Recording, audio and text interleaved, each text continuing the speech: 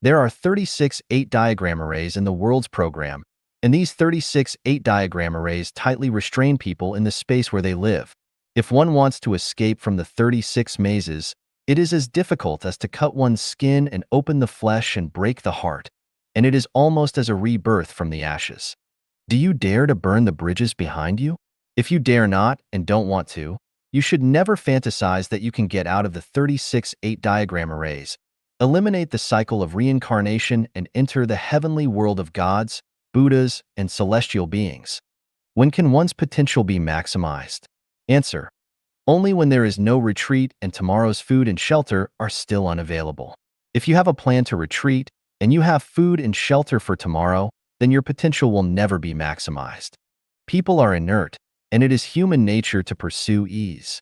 Once a person has a stable income and a comfortable environment, it is difficult for them to burn the bridges behind them and create a new world.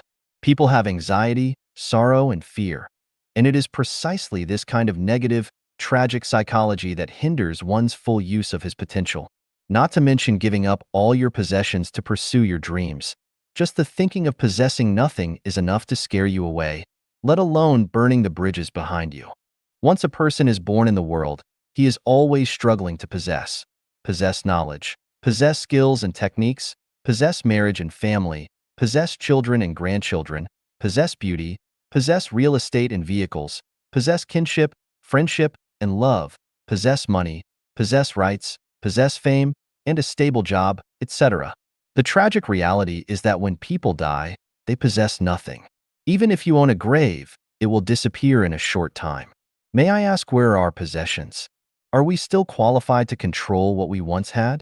What if we ask a man in his teens or 20s, is life long? The answer must be that life is long, and there is a lot of time to squander freely. But if we ask a person in his 60s or 70s, is life long? The answer must be that life is too short, life is only a moment, just a dream. There is not much time left to spend freely.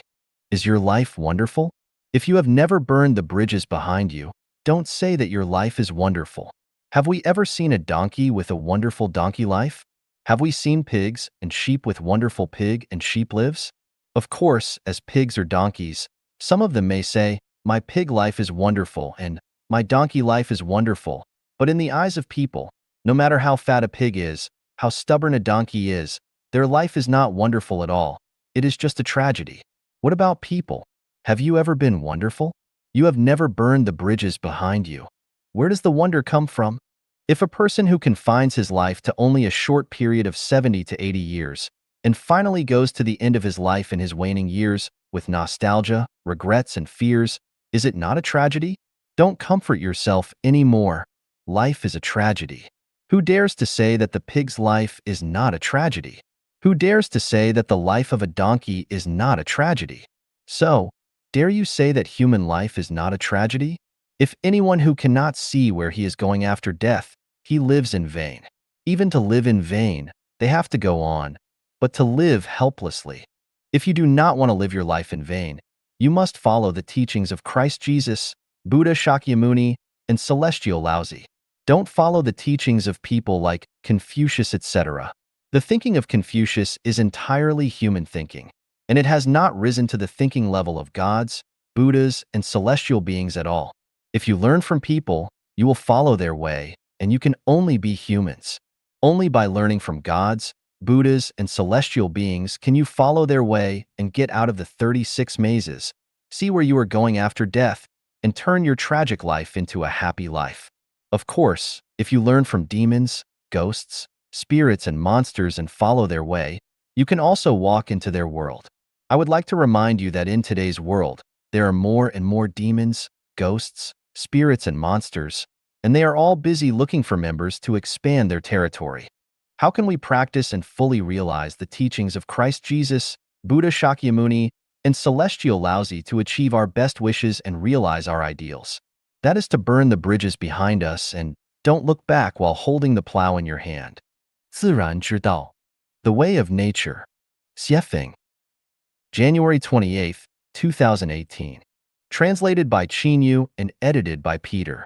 The way of nature is the way of the greatest creator. The way of Tao is natural. Everything that conforms to nature belongs to Tao. The way of Tao is manifested by nature. The way to enter Tao is to be natural. The way to attaining Tao is to conform to nature. The way to unite with Tao is to follow nature. Nature is the laws and principles and various existences and phenomena of the boundless universe. To follow nature means to think and act in accordance with these laws and principles, and not to artificially interfere and change its original operating programs. The way of nature is the operating program defined by the laws and principles of the boundless universe. The main path, Tao, is easy to walk on. The main path is the way of nature. The way of nature is simple and easy to walk on, smooth and soothing. All behaviors that violate nature are called going against the Tao, and going against the Tao is complicated, difficult, tortuous, and painful.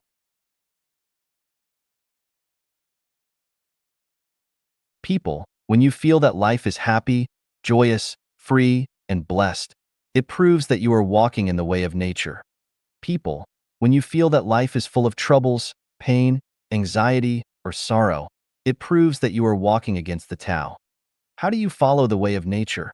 Eat when you should eat, drink when you should drink, sleep when you should sleep, do when you should do, play when you should play, use when you should use, live when you should live, die when you should.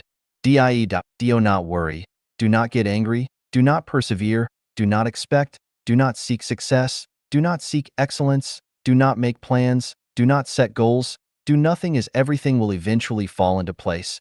Take things as they are, associate with others by following the predestined relations, act in accordance with your nature, take advantage of opportunities as they arise. What kind of behavior can be accounted as against the Tao? When you should eat, you do not eat. When you shouldn't eat, you eat. When you should drink, you do not drink.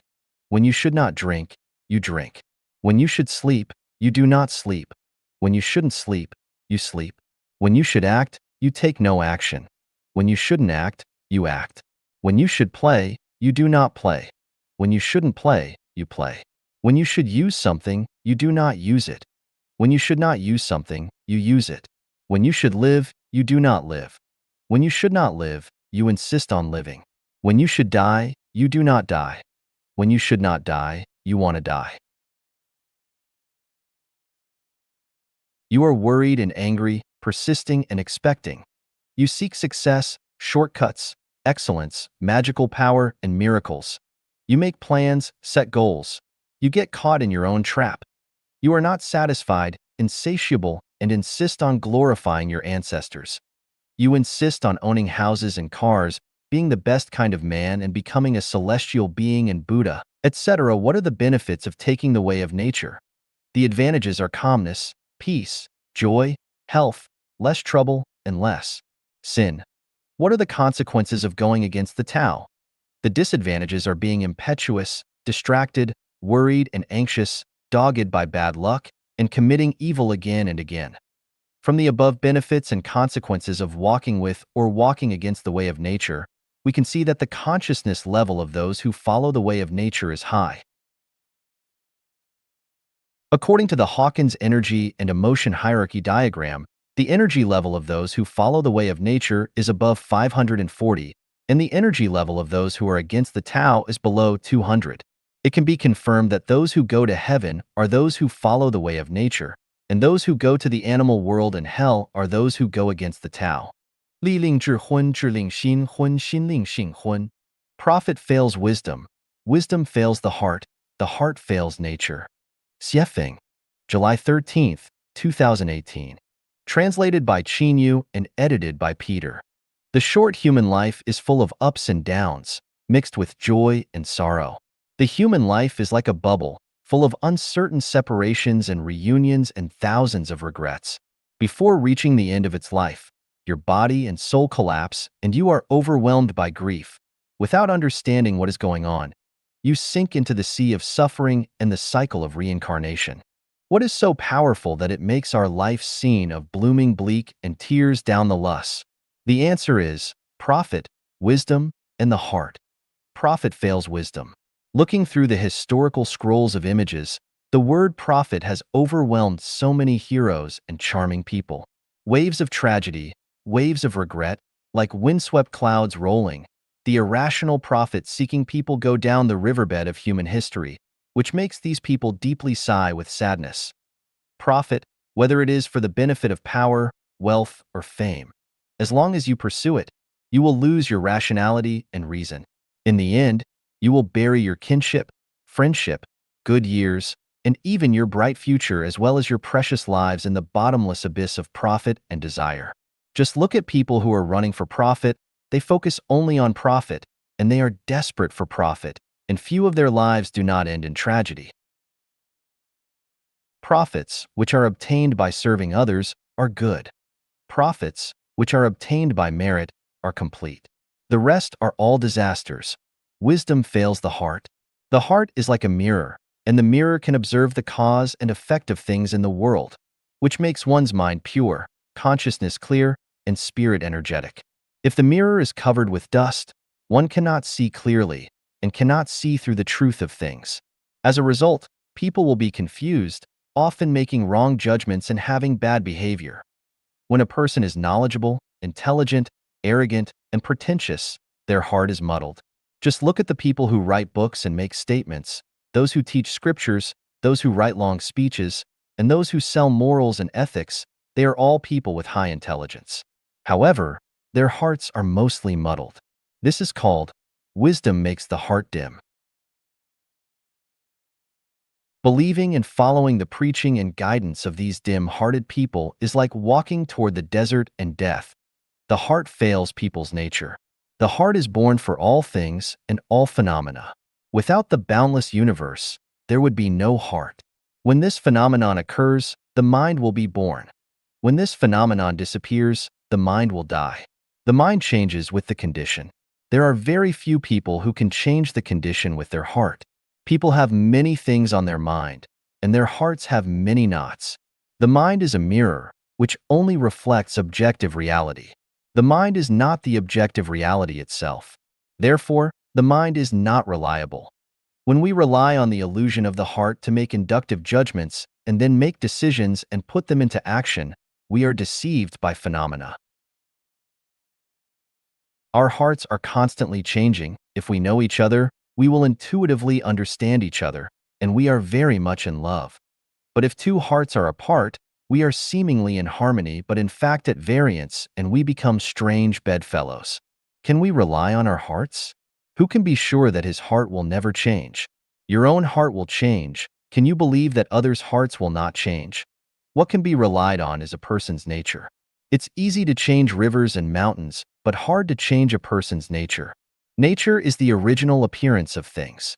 The Patriarch Bodhidharma clearly stated in his Bloodstream sermon that, if you want to find Buddha, you must perceive nature.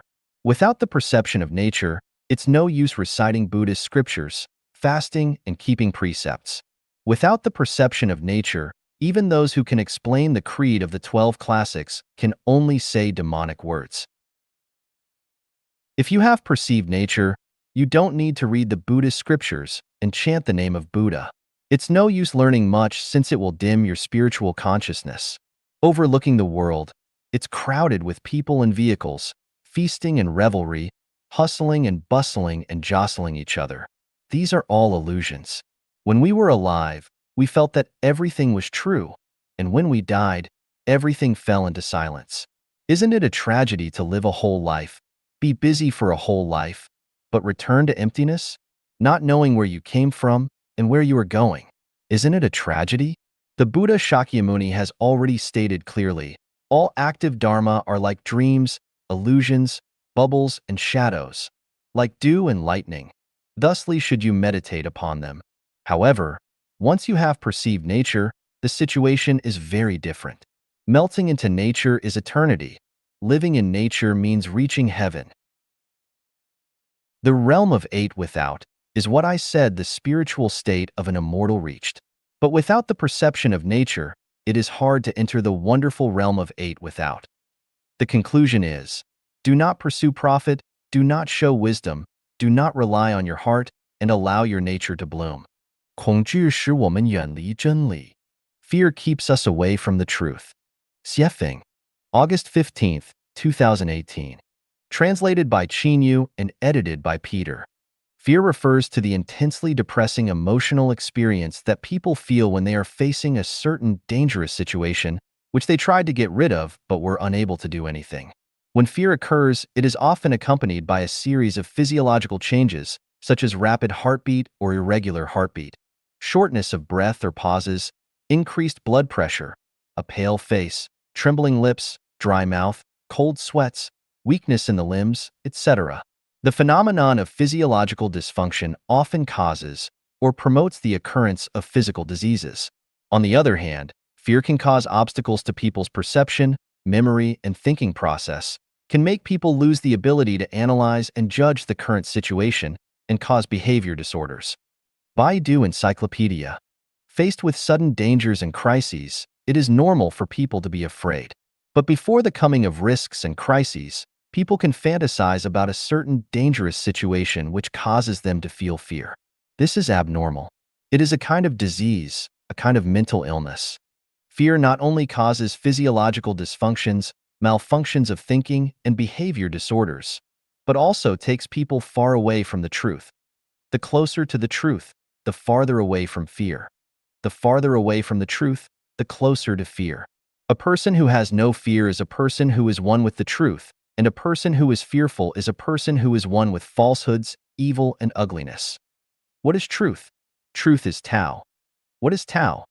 Tao is the consciousness of the creator of everything and every phenomenon in the universe, and it is the synthesis of all the laws and principles of the universe. Only by knowing the Tao and being one with the Tao can all kinds of fears be eliminated. If you stay away from the Tao, you will be afraid in your heart. From this we can see that if we are afraid in our hearts, it proves that we do not know the Tao. If we are constantly in fear, it proves that we do not understand the Tao at all, and do not understand the truth. Simply put, the more we fear, the closer we are to hell. The less we fear, the closer we are to heaven. Therefore, among the 8 without realms described in the Sutra of attaining the state of immortality, one of them is without fear. If there is still fear, it means you have not attained the state of immortality yet. The lower the realm of life, the more fear there is. The higher the realm of life, the less fear there is. Hell is full of fear. Heaven is full of joy. So, if we're in an environment where there's a lot of fear, it proves that this environment is very bad, almost like hell. If we live in an environment where there is little fear, it proves that it is an ideal environment, almost like paradise. It thus can be seen that a person who has many fears is close to hell. A person who has little fear is near heaven. What do we fear? Why should we fear? If we haven't done anything that hurts the world, why should we fear? If we haven't done anything stealthily, why should we fear? If we haven't done anything illegal, why should we fear? If we haven't hindered others living, why should we fear? We fear because we have been hiding something in our hearts. We fear because we have possessed too much, had too strong a desire for fame and fortune, and have been too ambitious. We fear because we are deeply entangled with secular ties, have too much sin and too little merit, and are too selfish. We fear because we do not understand the laws of heaven.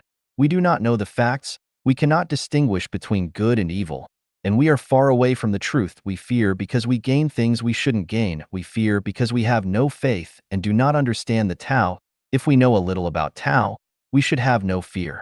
Not to mention the deep connotation of Tao, just examine the 3 connotations of Tao, and we should not allow fear to be generated. Point 1. As a man sows, so shall he reap. Divine punishments, though slow, are always sure.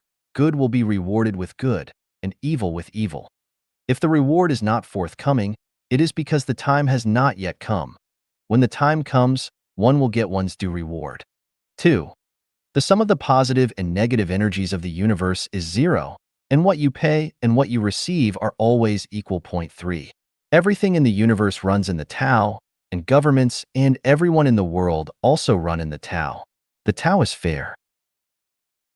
It is up to the greatest creator to judge who is right or wrong, and it is up to Tao to assess our merits and faults. What should come will come. What should go will go. If we understand the above 3 points, will we still fear? If you still fear, then I tell you, you have done too many bad things. Then it's unreasonable if you do not fear. If you do not fear, who should fear? Of course, you should fear. Those who live in hell live in fear all the time. Examining our own lives, if we have always adhered to truth, goodness, beauty, love, faith, sincerity, diligence, and harmony, we need not fear. If we have been giving selflessly, we have not taken advantage of others, have not harmed nature, society, others, or other lives, why should we fear?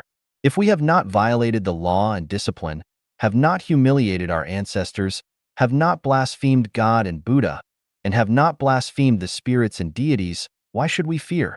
If we haven't blocked the way of others, haven't disturbed others' preaching, haven't judged others, haven't derogated others, haven't got in the way of others living, why should we fear? If we haven't been extravagant and wasteful, and we have treated everything with kindness and love, why should we fear?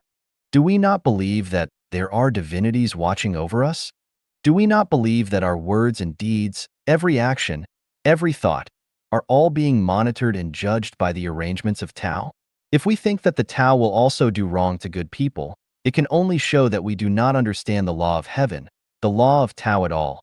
If we are tortured and punished, the problem is not in external factors, but in ourselves. Then, fear is useless. Complaining and resentment are even more useless. No one can escape the reward or punishment of a victim. Finally, what I want to tell you is that people with fear have no relationship with health, joy, freedom, happiness, and heaven. The Bridge to the Celestial Islands. Xiefeng, October 5, 2018. Translated by Qinyu and edited by Peter. It is said that the core of truth is in one sentence, while falsehoods are spread through millions of books. For 18 years, I have devoted myself to studying, preaching, and solving mysteries. Today, I can encompass the vast truth into 3 words: faith, love, and nature. That is to say, as long as you can exhibit faith, love, and nature to the extreme, you can reach the celestial islands, reach heaven.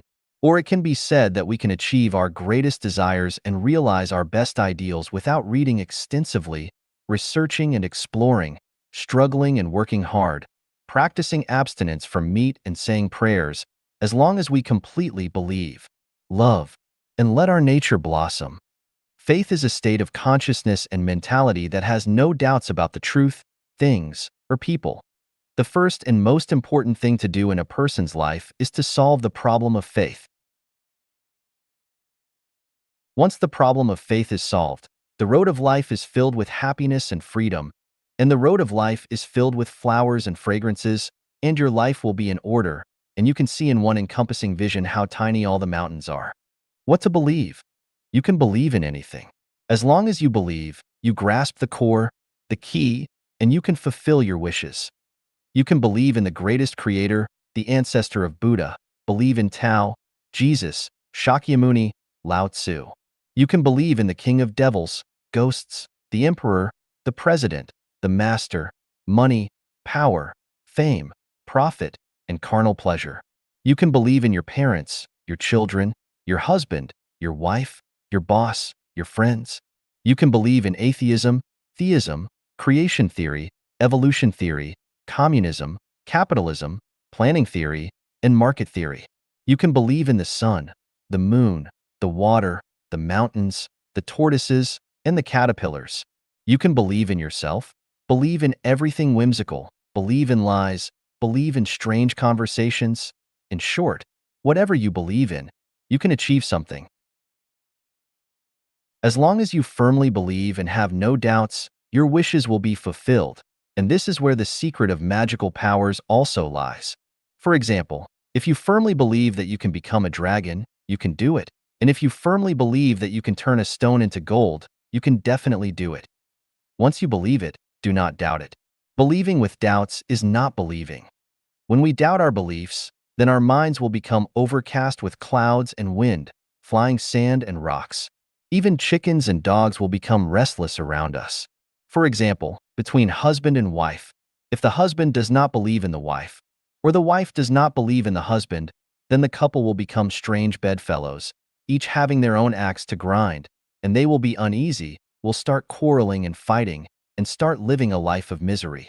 Since you believe something, do not use your own standards to test, judge, and examine what you believe. For example, if you believe that your boss is a real gentleman, then do not be displeased because your boss farted or molested a woman. For example, if you believe in the greatest creator, do not have doubts because you have encountered setbacks or hardships. Love is the most beautiful state in heaven and in the world. It is a state that combines truth, goodness, beauty, faith, sincerity, peace, and joy. Look at the blooming flowers. Love is in the blooming flowers. When a person becomes filled with love, he is the most sacred, most pure, most beautiful, and most radiant life in the universe. He is a Buddha, an angel, and a celestial being. Love has no desires. Love has no conditions attached. Love cannot be hurt. Love has no pain. Love has no self. Love has no object. Love has no morals or ethics. And love is irrespective of right or wrong. The essence of love is selfless giving and dedication. If a person is easily injured because of love, psychological injury, he has demands and expectations, troubles, pains, and regrets from the outside world because of his giving and dedication. He is angry, complaining, and raging because of love, and he is anxious, worried, and fearful because of love. He has no sense of love, and he himself does not love. Nature is a kind of primitive magnetic field formed by the structure of things, that is, the features of things. Nature is Buddha. Nature is a celestial being. Nature is an angel, and nature is truth. In the same way, nature is the devil, nature is a monster, nature is a demon, and nature is spirits. Nature is innate, and nature is Tathagata. Following one's nature means being natural. Following one's nature is to be one with the Tao. If you are following your nature, do not rely on your own cognition and thinking to analyze and judge, and do not weigh the pros and cons, but just live out your own Tathagata nature. The world's vast and voluminous scriptures, wisdom, knowledge, and preaching about self-improvement and self-refinement can be summed up in these three words: faith, love, and nature. These three words are the bridge to the celestial islands. 遵循自然之道，潇洒度人生. Follow the way of nature and live your life naturally and without restraint. Xiefeng, October 10th, 2018. Translated by Qin Yu and edited by Peter. The way of the greatest creator is the way of nature, and the way of nature is based on the laws and principles that are strictly followed by all things. The way of nature is a program. Following this program is in line with the way of nature. Violating this program is deviating from the way of nature. Follow the way of nature and everything will be harmonious, including social harmony, physical harmony, mental and spiritual harmony. If you go against the way of nature, everything will be chaotic and disorderly, society will be turbulent, and people will have constant troubles, anxiety, and restlessness. Let's comprehend the way of nature from the gestation and birth of human beings. A few micrometers of sperm and a few millimeters of eggs combine, then develop, and finally turn into a healthy human body. The complexity of this human body is unimaginable, with limbs and hair, internal organs, bones and nerves, blood and cells, 9 apertures, and a meridian, height and skin color, etc. are all achieved proportionally. At the same time, the motor system, digestive system, respiratory system, urinary system, reproductive system, endocrine system, immune system, nervous system, and circulatory system are naturally achieved. After that, the feelings of the 7 emotions and 6 desires are born naturally, and when the pregnancy is completed in 9 months, the child will be born naturally. This series of complex developmental processes is a kind of program, and this program is the way of nature. Follow the way of nature, and everything will be accomplished naturally without any effort.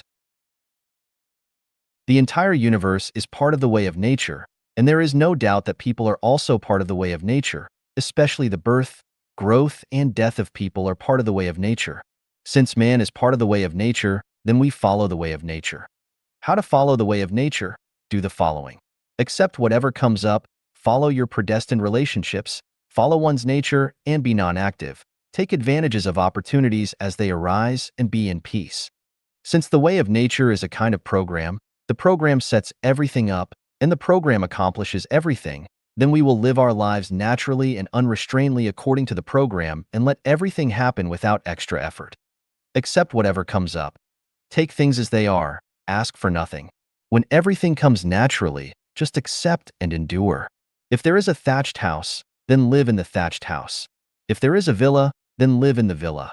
If there is a luxurious palace, then live in the luxurious palace. If there is an airplane, take the plane. If there is a car, drive the car.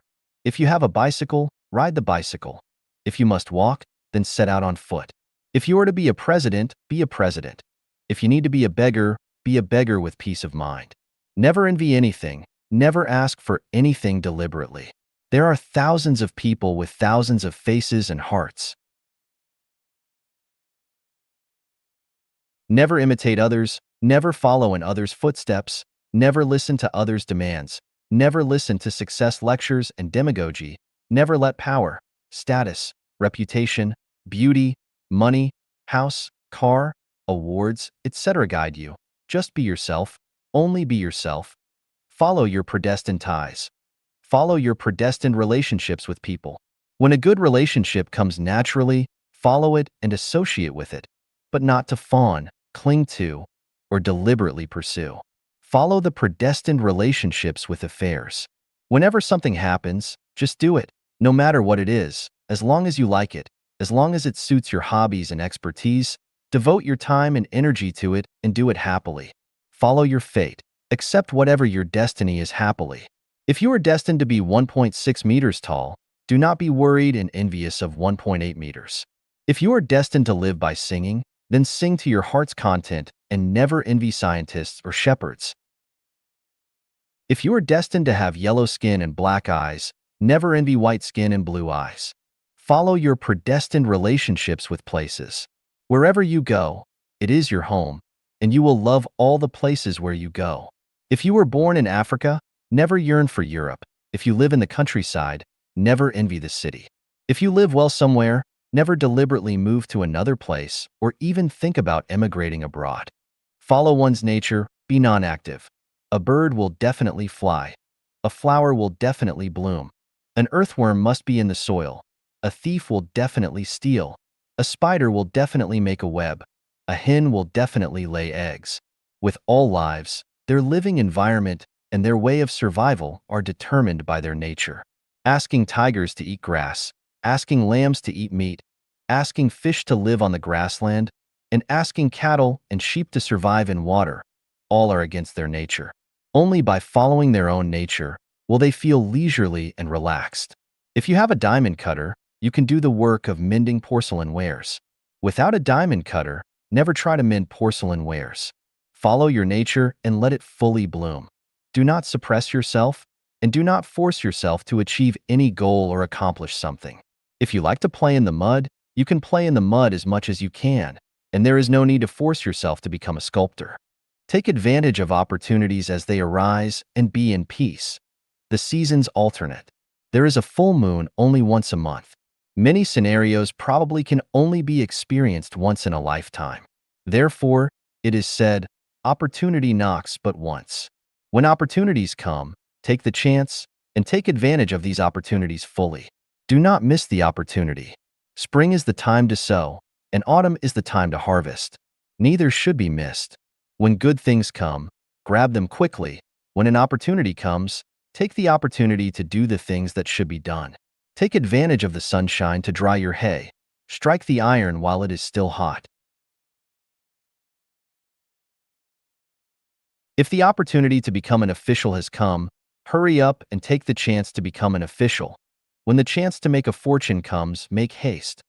When the opportunity to accumulate merit has come, accumulate quickly.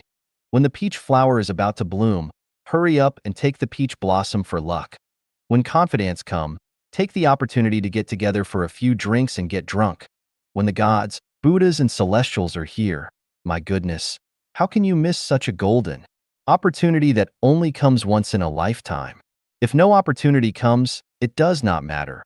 Overlook the tides ebb and flow and flowers blooming and fading. Keep a calm mind. Even if you are a genius, if you do not have a chance, let it be buried. Life is short, but life is long. If the opportunity does not come today, wait for tomorrow. If it does not come this year, wait for next year. If it does not come this life, wait for the next life. Anyway, there will be opportunities. Do not be anxious or impatient. Follow the way of nature, and life will always be cool and comfortable. You will no longer have worries and sorrows, anxiety and fears. Enjoy life no matter where you are or what you are doing. Remember, it's not that you can achieve anything that you want to achieve, not that you can do whatever you want. Everything has been set and arranged in the program of the way of nature, and the path of conforming to the way of nature is the path of Buddhas and celestial beings. It can also be said that if a person can truly follow the way of nature completely and thoroughly, he is already a Buddha and a celestial being. 自然之道之秘解析 An analysis of the mysteries of the way of nature. Xiefeng. September 18th, 2021. Chanyuan celestials follow the way of the greatest creator, that is, the way of nature. So what is the way of nature? The way of nature has the following 8 mysteries. Pregnancy has a time limit, and the delivery time is set. The implication is that everything has a time limit and cannot be surpassed. Once it is surpassed, it is against the way of nature. Application: don't be in a hurry. If you have a wish in your heart, it is the equivalent of you being pregnant. When the wish will be delivered is related to the size of the wish. If your wish is just to have a cup of coffee, it can be realized in a few minutes or a few hours. If your wish is to own a luxurious villa, it may take several years or even decades to give birth. If your wish is to reach the kingdom of heaven, you need to wait for the time of delivery all your life. Sow in spring, cultivate in summer, harvest in autumn, store in winter.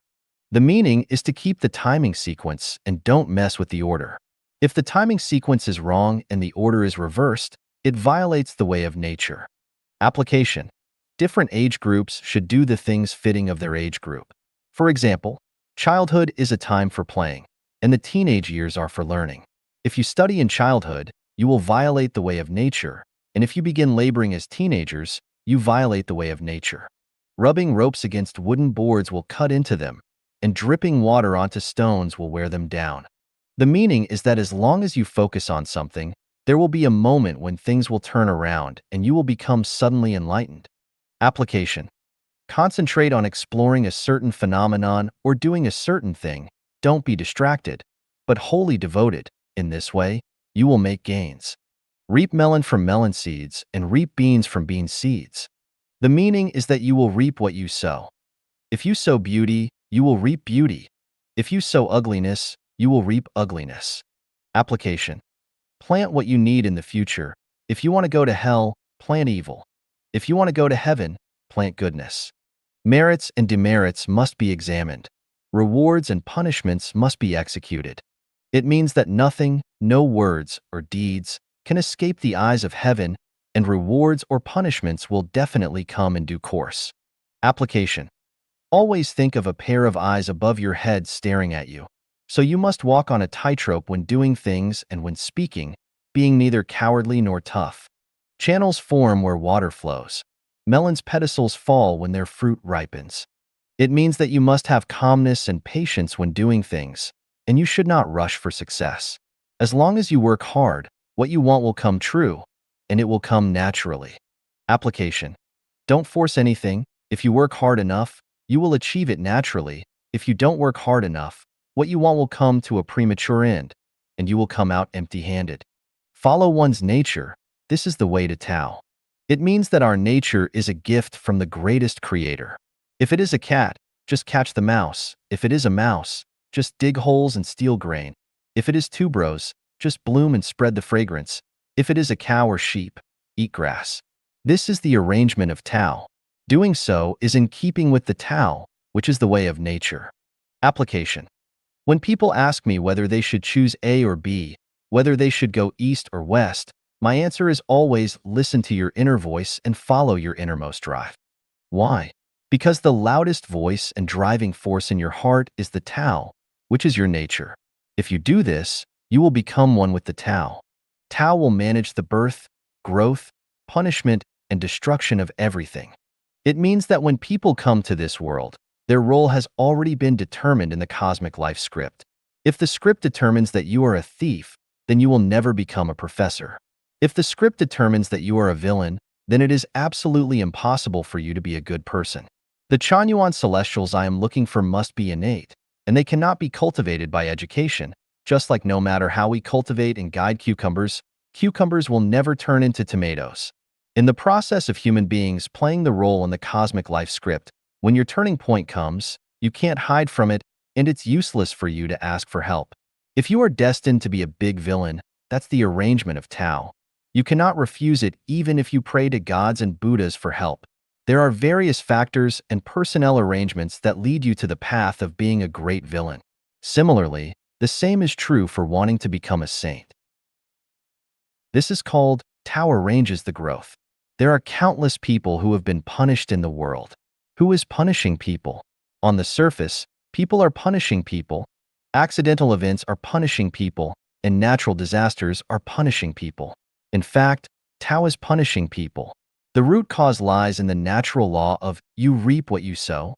If the Tao wants you to grow, no one can destroy you. If the Tao wants to punish you, no one can save you. Application. Since it is up to the Tao to arrange your birth, don't try to change it, neither try to change others nor yourself. Since it is up to the Tao to arrange your growth, don't worry, and don't bother to find relationships and backers. What comes will come naturally, and what goes will go naturally. Since it is up to the Tao to arrange punishment, don't hide, and don't complain. Since it is up to the Tao to arrange destruction, just smile and go with the wind. After understanding the secrets of the way of nature, and looking at various phenomena in today's society, we will come to know that all bad phenomena are the results of violating the way of nature. Everyone can take stock and analyze their past and current situation. You will definitely find that your hardships and rough experiences are the result of you being against the way of nature. 我从游戏娱乐中看到了道的运行. I perceive the functioning of Tao through gaming and entertainment. Xiefeng, June 14th, 2023. Edited by Qin Yu. Playing struggling upstream poker game, playing mahjong, kicking shuttlecock, playing hide and seek, and engaging in various other game activities, does the Tao operate within them? The answer is undoubtedly yes, because Tao is present in everything, and everything exists within Tao. In games like struggling upstream, poker game, Tao is certainly operating. Tao governs the evolution of everything, so gaming and entertainment are also within the realm of Tao. Gaming and entertainment can serve as an opportunity for enlightenment and a form of spiritual practice. Through gaming and entertainment, one can also attain Tao. Many people have played the game struggling upstream in poker. Have you ever noticed that the probability of drawing the joker cards, the big and small jokers, is higher for the player upstream? Or they may be drawn by the player downstream and contributed to the player upstream. Isn't it fascinating? What does this indicate? It indicates that only the player upstream has the qualification to obtain the joker cards. This is a rule. Regardless of how you shuffle and deal cards, there is an 80% chance that the joker cards will end up in the hand of the player upstream, showcasing their nobility. Now, let's gather a few people to play struggling upstream and collect data to see how likely it is for the joker cards to end up in the hands of the player upstream. Can we come up with a convincing percentage rule? No, this percentage rule cannot be derived. Why is that? This involves the observer effect in quantum mechanics. Is light a particle or a wave? When there is no observer, light behaves as a wave. But when there is an observer, light behaves like a particle. Photons possess both wave-like and particle-like properties. The nature of light depends on the observer. If no one is observing, it behaves like a wave. If someone is observing, it behaves like a particle. So, here's the answer. When playing struggling upstream, do the joker cards end up in the hands of the player upstream or in the hands of other players? If everyone does not consciously count or keep track, the joker cards will likely go to the player upstream. However, if someone consciously counts or keeps track, it is highly probable that the joker cards will go to a player in the middle position. Quantum mechanics tells us that the manifestation of particles depends on interference of external factors. Once a person consciously wants to do something, the essential characteristics of things tend to exhibit completely opposite states. Does the operation of Tao have similar characteristics to the manifestation of particles? I cannot draw a conclusion at this moment because there are too many factors involved, and it is a complex matter. However, we can find some clues from natural phenomena. For example, the saying, when consciously planting flowers, they do not bloom, but unintentionally planting willows, they grow in abundance. Intentionally planting flowers involves too many human factors, so they do not bloom. Unintentionally planting willows lacks human influence, so they grow luxuriantly. As willow trees are easy to grow while flowers are difficult to cultivate. This phenomenon widely exists in nature and various aspects of human society. Based on the above analysis, I would like to propose the following 5 hypotheses.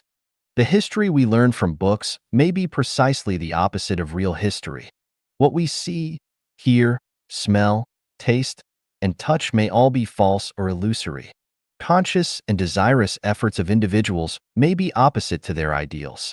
Living without intent or purpose may align most closely with the operation of Tao and make it easier to attain. Living out one's true nature is the unification of Tao. Qingjai, the affection debt. Xiefeng, January 31st, 2022. Translated by Qin Yu, edited by Peter. Debts can include property debts, money debts, affection debts, nature debts, and life debts. Property debt.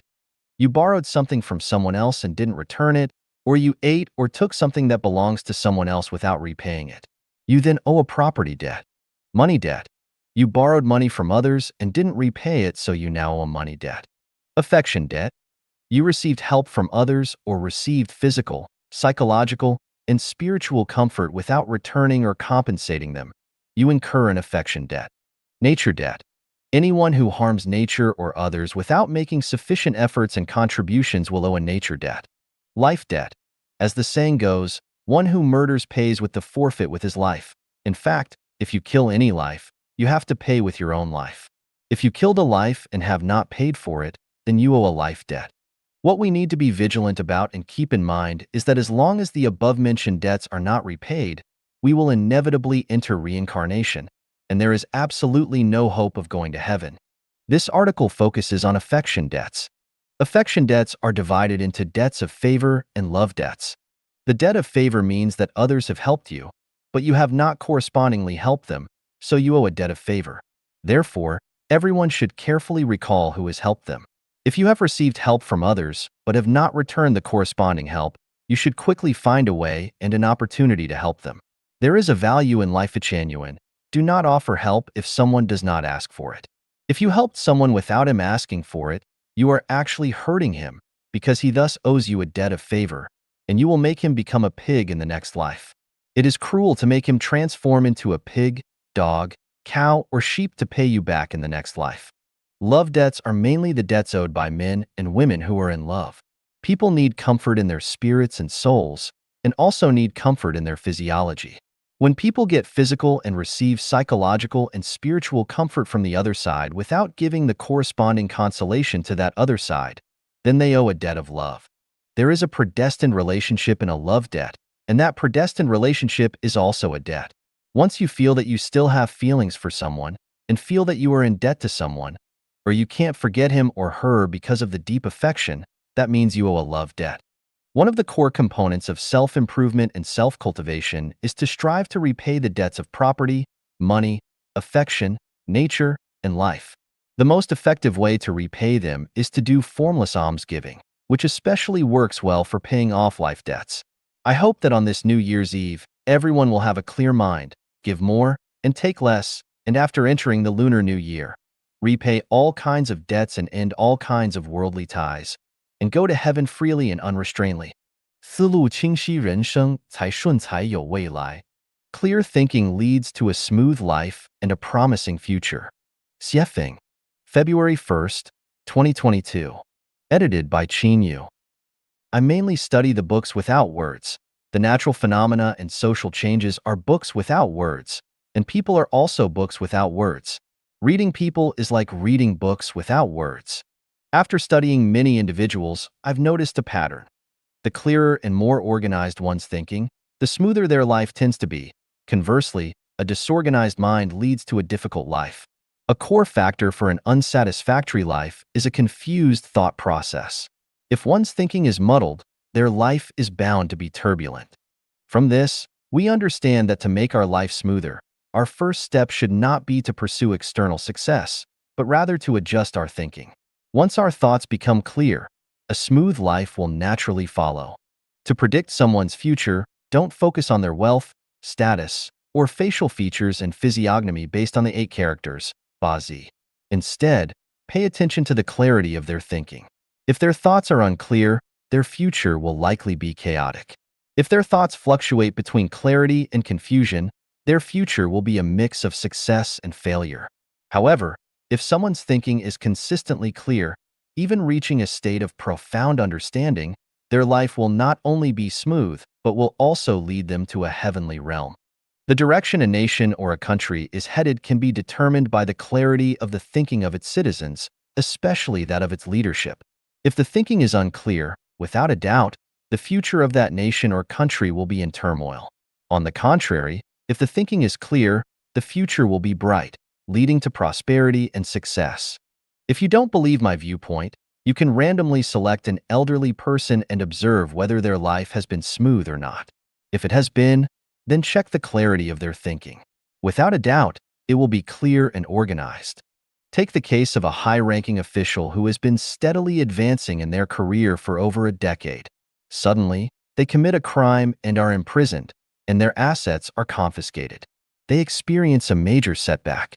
Is this a result of clear thinking or confusion? Undoubtedly, it is due to unclear thinking, as they believe that being in a position of power allowed them to act with impunity. Their lack of clear thinking led to this outcome. When someone writes an article, if it lacks focus, is rambling, has disjointed arguments, and is full of loopholes, without a doubt, their thinking is unclear, and their life will certainly not be smooth. Anyone who follows such an individual, no matter how many people he attracts, will ultimately suffer. Similarly, look at a person's living environment. If their bedroom, yard, and surroundings are dirty and messy, with garbage scattered everywhere, clothes and bedding left in disarray, and dishes piled up in the sink, there is no need for further analysis. Their thinking is undoubtedly unclear, and their life will match their environment, chaotic and disordered. How to make one's thinking clear? This question is too broad and extensive to be fully revealed in a few sentences. It involves one's past merits, faith, worldview, values, and outlooks on life and life. However, one point worth considering is to read more books, travel more, observe more, and engage in deeper contemplation. Extend the scope of your thoughts as far as possible into the distant future. For example, the results of thinking about something 1 year ahead will be different from thinking about it 10 years ahead, and thinking about it 100 years or even 1,000 years ahead will be entirely different. The longer the time span of your thinking, the clearer your mind will become. Short-term thinking leads to scattered thoughts, and as a result, your mind cannot be clear. Conversely, long-term thinking leads to a clear mind. Short-term thinking leads to confusion. 慢聊远见与短视的差异. Chatting about the difference between foresight and short-sightedness. Xiefeng, February 2nd, 2022. Edited by Qin Yu. The farther we look ahead, the simpler and lighter life becomes. The closer we focus, the more complex and burdensome it becomes. Are you considering tomorrow's life? Or are you thinking about life 10 years from now? How about 60 years from now? Or even 100 years from now?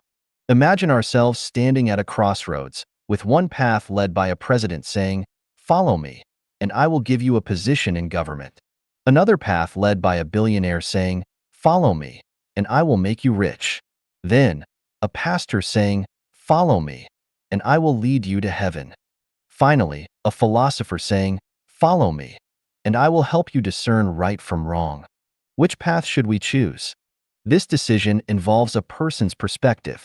As we have already clarified, the longer the time limit for thinking about outcomes, the clearer our thoughts become, and the brighter our future becomes. Conversely, the shorter the time limit for thinking, the more confused we are about the future. At the same time, we know that tigers will never grow wings. We should never fantasize about having all the advantages.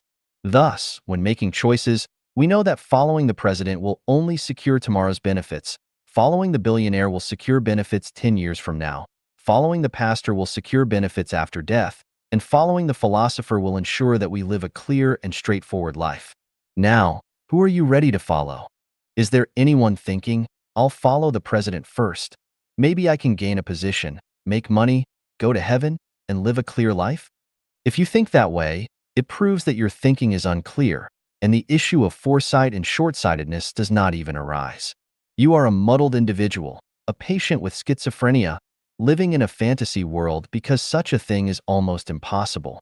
The vast majority of people in humanity lack foresight. They drift with the wind, pursuing immediate benefits, saying, whoever offers me the most money, I'll follow them. Or, I'll follow whoever can provide me with comfort, excitement, and pleasure. Or, I'll follow whoever can give me a government position. Or, I'll follow whoever has the highest reputation. These are all short-sighted behaviors. It's similar to many parents helping their children choose a college and major based solely on which one will best secure a job with a higher salary after graduation, a very short-sighted approach. Foresight means knowing the future outcome of a certain phenomenon. The longer the time span of knowing the result, the more foresight one has. For example, some people see a child's appearance, behavior, and way of speaking and conclude that the child will become an outstanding talent 20 years later. Others see a teenager shoveling manure while reading a book and predict that this person will undoubtedly become a future leader.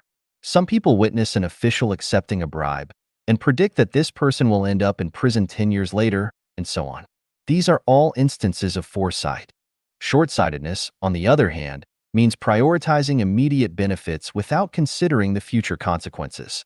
For example, polluting rivers and exploiting others for personal wealth, giving up faith for personal safety and gain, betraying close friends and family for promotion, willingly singing praises to the devil to avoid risks, distorting facts, and confusing right and wrong for the sake of promotion, and being opportunistic without principles.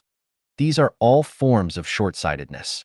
The benefits of foresight are avoiding pitfalls, being proactive in taking preventive measures, and maintaining confidence in the future even during extremely challenging times, instead of compromising one's principles to ally with wrongdoers and assist in their evil deeds.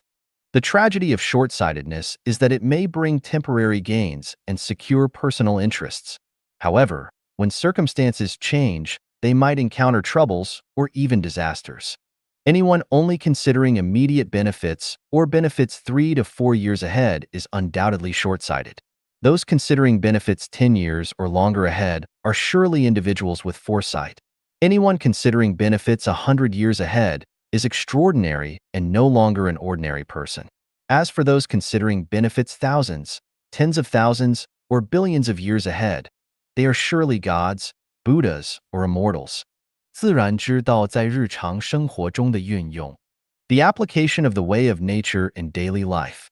Xiefeng. November 2nd, 2022. Edited by Qin Yu.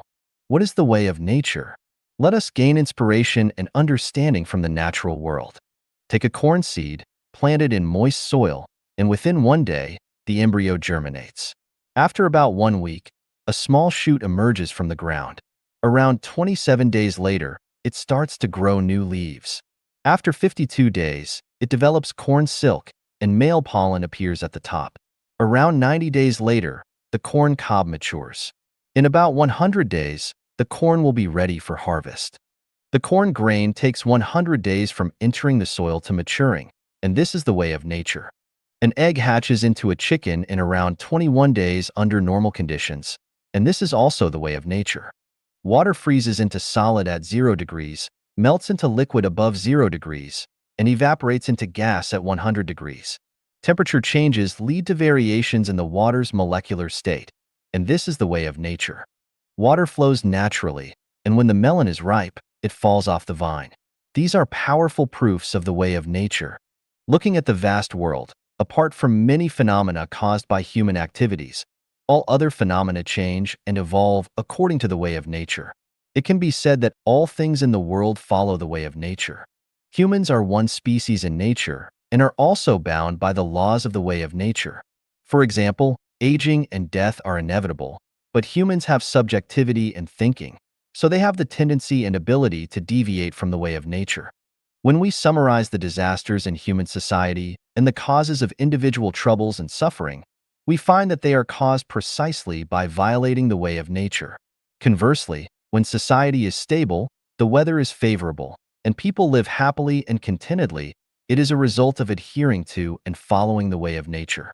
Therefore, we can conclude that when people obey and follow the way of nature, society becomes harmonious and stable, and people live in harmony and happiness. On the other hand, when they go against and disrupt the way of nature, society becomes turbulent and unstable, and people suffer and endure hardships. So how do we obey the way of nature? Let me explain through some everyday phenomena. The phenomenon of sudden wealth. Analyzing the 100-day maturity process of corn seeds after entering the soil, we can see that the phenomenon of sudden wealth goes against the way of nature. Wealth and prosperity should be accumulated little by little, day by day, following the natural course of events. Instant wealth is not in accordance with the way of nature, and its result is catastrophic.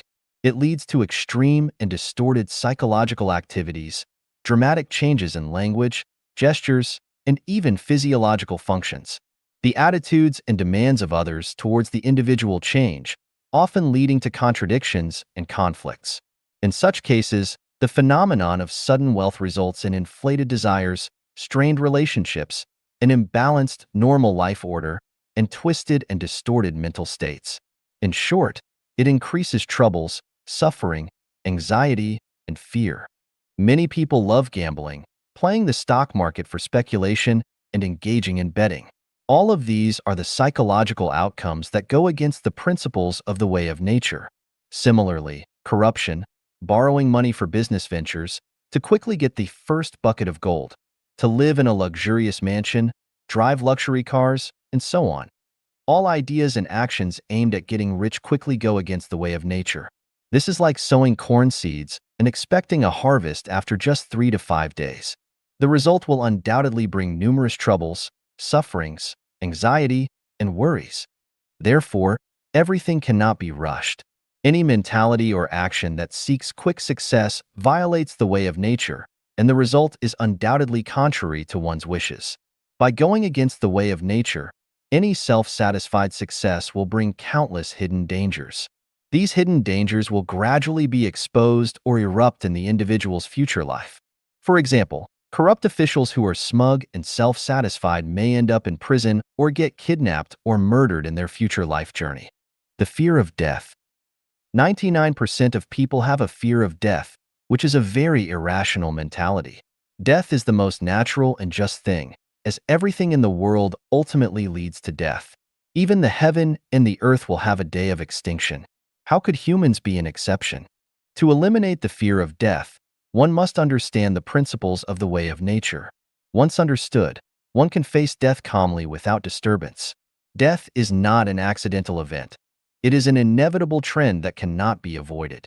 Therefore, the best mentality is to embrace death with a smile. Whether in fear or smiling, death is inevitable. Fear makes people timid and fearful, while smiling makes people live a relaxed, free, and enjoyable life. Why not embrace death with a smile and live a life full of romance? In fact, those who understand the mysteries of life and time are the least afraid of death because death opens another door for the journey of life. Perhaps the scenery after death is even more fascinating and pleasant. Thus, those who understand the way of nature and walk on its path will never fear death. If one still fears death, it means they are on a path that deviates from the way of nature. The phenomenon of poverty. Have you noticed that the more impoverished and backward a place is, the more likely it is to suffer from natural disasters and human-made calamities? Similarly, impoverished people tend to have narrow, conservative, stubborn, short-sighted, selfish, and harmful thinking patterns. There seems to be a hidden spell that says, the more they have, the more they are given, and the less they have, the more they stay impoverished. I used to be puzzled by why places in poverty are more prone to disasters and why impoverished people tend to be conservative, stubborn, and harmful. After repeatedly studying the book without words, I finally discovered that the root cause lies in violating the way of nature. When we observe birds, whether eagles or sparrows, migratory or resident birds, they are always busy surviving. However, impoverished regions and individuals living in poverty are not as busy as birds. This indicates that they are not walking on the path of the way of nature. The way of nature tells us that the more accommodating a place is to various species, the easier it is to survive on this place. Similarly, for humans, those who have an open mind and embrace diverse ideas and lifestyles are more likely to avoid disasters and move towards prosperity and happiness. As the saying goes, the one who steals will not become wealthy, and the one who treats guests well will not be poor. If a person's home always has guests from all over, it will not be a place of poverty. Take the United States, for example. It is prosperous, strong, civilized, and free. Why? Because the United States embraces the largest number of multi-ethnic, multi-faith, multi-group, and multilingual immigrants in the world. Immigrants make up 15.3% of the total population in the United States. It is not difficult to understand from this point that in the past, present, and future, the United States has been prosperous and powerful. Conversely, when we look at poor and underdeveloped countries, most of them are closed and exclude foreigners. Biodiversity is a sign of prosperity, which aligns with the way of nature. A place that closes itself off and excludes outsiders goes against the way of nature, leading to inevitable poverty. Regarding individuals, those who refuse to accept new ideas, cultures, concepts, and lifestyles will inevitably become conservative, stubborn, and fall into poverty and decline. Phenomenon of disease. Disease is a sign of violating the way of nature. Following the natural way of rising with the sun and resting with the sunset is in accordance with the way of nature. Those who violate it will eventually fall ill. Regular routines in daily life and moderation in diet are in harmony with the way of nature. Violations of these principles will lead to illness. Negative mental states such as anger, comparison, envy, greed, aggressiveness, belligerence, selfishness, and the pursuit of pleasure and so on, also violate the way of nature, leading to illness. Here, I propose a Goldbach conjecture regarding diseases. I encourage readers to gather, summarize, analyze, and reason to verify it. The conjecture is, anyone who has a disease must have violated the way of nature, and anyone without a disease must be following the way of nature. Phenomenon of seeking immediate gain and profits. First of all, let me tell you that 99% of humanity seeks immediate gain and profits.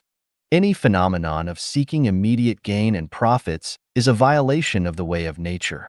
From forcing children to abandon play for studying to commercial endeavors seeking the first bucket of gold, bribery and corruption in the business world, or cutting corners to get ahead. All these attempts to gain benefits by violating natural laws and even in the realm of spiritual cultivation. Many people barely scratch the surface of cultivating themselves but wish to become immortals or enlightened beings. Moreover, many people lack even basic knowledge of how to be a decent human being. Yet, having learned only a few pieces of patchwork jargon related to spiritual cultivation, they audaciously present themselves as masters, attempting to propagate their teachings and mislead others.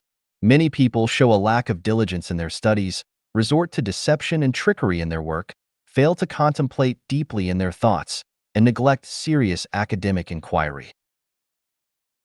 Yet, they constantly harbor the desire to achieve rapid success and prosperity. But where can such success come so easily and effortlessly? Once they achieve their wishes too effortlessly, without a doubt, they step into a trap and plant hidden dangers. Planned economy and market economy. Planned economy violates the way of nature, while market economy aligns with the way of nature. When we observe nature, no human intervention is required for management. Species naturally reproduce, and their populations self-regulate. Over billions of years, nature proceeds orderly without disorder. However, once humans intervene, disrupting the natural course, disruptions occur, and calamities like droughts, floods, pest infestations, fires, extreme heat, and extreme cold emerge. Similarly, looking at countries, those with market economies prosper, while those with planned economies will inevitably be poor and underdeveloped. The more government intervention, the worse the situation becomes. Conversely, the less government intervention, the healthier and more prosperous the economy becomes. The application of the way of nature in daily life is discussed through the above-mentioned phenomena. In human society, there are countless occurrences of deviating from the way of nature. I hope everyone can take the examples I provided as a starting point and extend their understanding to other situations, gradually realizing the benefits of following the way of nature. I can clearly tell you that the way of nature is the way of the greatest creator. 论借力天时之机密 On borrowing the opportune moments of heaven's timing. Xiefeng, November 12, 2022. Edited by Qin Yu. When the timing of the heavens is off, the sun and moon lack radiance. When the timing of the earth is off, grass and trees do not thrive. When the timing of water is off, the waves are not calm. When the timing of people is off, the flow of fortune is blocked. Rhapsody on dwelling in the mountains. The timing of heaven is a subtle mechanism, and the opportune moment is the way of heaven. When the opportune moment arrives, all things respond and flourish. When it departs, all phenomena follow randomly and wither away. Humans possess the insight into the subtleties of heaven's timing. Following the timing of heaven brings smoothness and prosperity, while going against it leads to stagnation and obstruction. Heaven's timing is beyond human control or manipulation. The only way to prosper is to align with the timing and circumstances. There is a saying, times create heroes.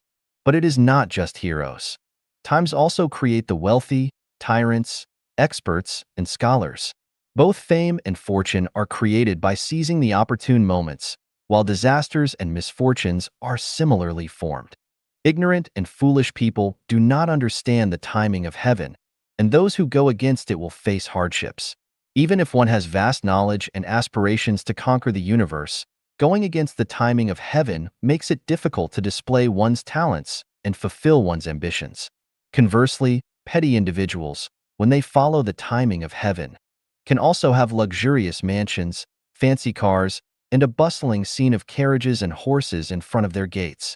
Those who truly understand the secrets of seizing opportune moments are humble and unpretentious. They avoid calamities by acting humbly. Those who are arrogant and rely on their talents are unaware of the secrets of heaven's timing and will inevitably face punishment. A person's talents are shaped by the circumstances of the times. Without favorable circumstances, there are no talented individuals. For example, during the Cultural Revolution, there were no private entrepreneurs. It is wrong to say that heroes create their own opportunities. Without the assistance of favorable timing, a hero could be a thug, but with the support of favorable timing, a thug can instantly become a hero. Natural timing and social timing are distinct. The changing of the four seasons, spring, summer, autumn, and winter, is natural timing, which humans can only follow and not alter. Social timing arises from the cycle of cause and effect. When negative karma exceeds a critical threshold, the timing will turn adverse. Conversely, when positive merits surpass a certain threshold, the timing will turn favorable. For individuals, they should be modest and humble, conforming to the natural timing, which is to revere nature. When social timing conflicts with one's nature, one should hide their talents and bide their time. When social timing aligns with one's nature, they should seize the opportunity to fully display their abilities. Opportunities lost may never return. There are major and minor opportune moments. Major opportune moments refer to global-scale occurrences, such as the global use of masks. Minor opportune moments refer to local events, such as Ukraine facing an invasion, which leads to emigration. To follow the timing of heaven is to borrow its power and seize the opportune moments. Just like migratory birds migrate with the power of heaven, the rise of private entrepreneurs is also supported by the power of heaven. Going abroad to study and start a business also benefits from the assistance of the timing of heaven. If social timing closes the country's borders, how can one fulfill their desire to go abroad? Therefore, in countless threads and fibers, its essence remains unchanged.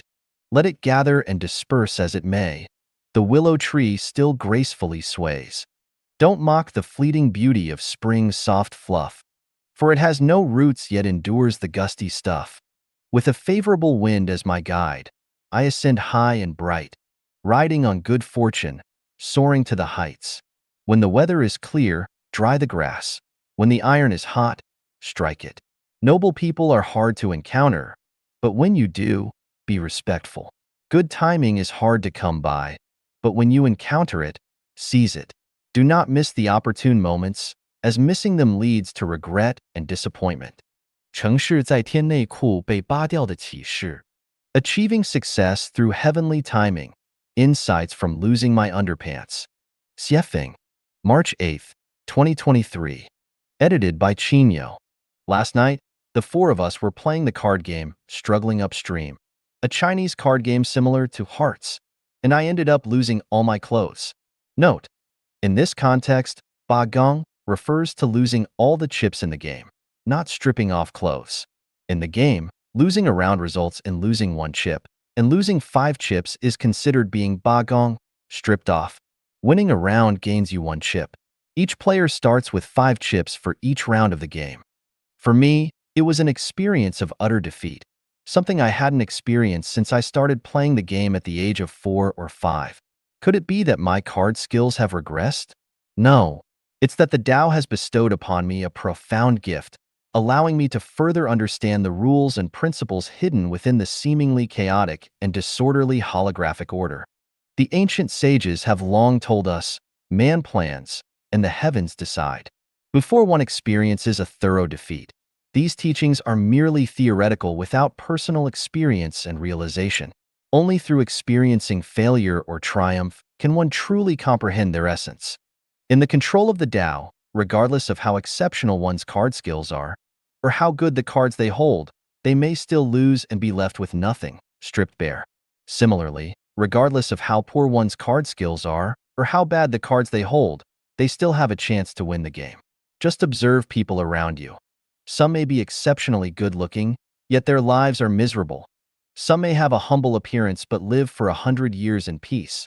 Some may possess exceptional talent and intelligence, yet meet a tragic end.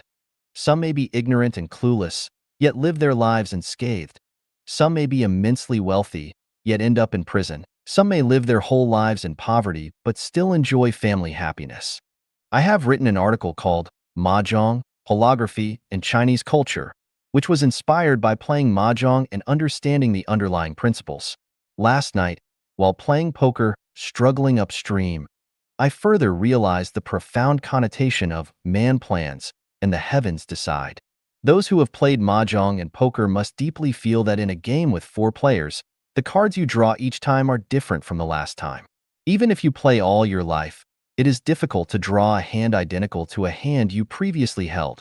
The 54 card combinations are astronomical, seemingly random, disorderly, and chaotic. Yet, each player's outcome is almost predetermined. This is the principle of holography, where hidden within the seemingly chaotic disorder lies strict and elusive rules and principles. Behind these rules and principles, there are mysteries that are unseen, unheard, and untouchable. These mysteries are the truth of holography, but they are not the entirety of the truth. The true core truth lies in Tao's holographic mechanism. Understanding the principles of the holographic mechanism, one will no longer seek quick gains, feel restless, impose one's will on others, or be overly competitive. In the holographic mechanism, the best way to live is to play, entertain, and experience, while everything else is illusory and transient. Only by understanding Tao's holographic mechanism can one become a celestial being. 同维度认知解决不了同维度矛盾. Cognition within the same dimension cannot resolve internal conflicts. Xiefeng, May 17, 2023. Edited by Chinyo. Can those who love marriage and family solve the series of conflicts and crises that occur within them? The answer is impossible. It's like standing in a muddy pit and trying to clean your feet. It's not possible. Just as a mouse cannot solve the crisis of being caught by a cat with its level of cognition, and just as a patriot cannot build a world of great harmony, it's as futile as a fish trying to fly to a forest to settle in and sing. Farmers cannot solve their own contradictions and crises, and likewise, workers and intellectuals cannot solve their own contradictions and crises. Similarly, a nation, a country, a political party, and a religion cannot resolve their own contradictions and crises because cognition within the same dimension cannot solve conflicts within that dimension. Humanity itself cannot solve its own contradictions and crises because human cognitive ability is limited by time and space. It always tends to focus on one thing at the expense of others. When one contradiction is resolved, it will sow the seeds of another 8 contradictions.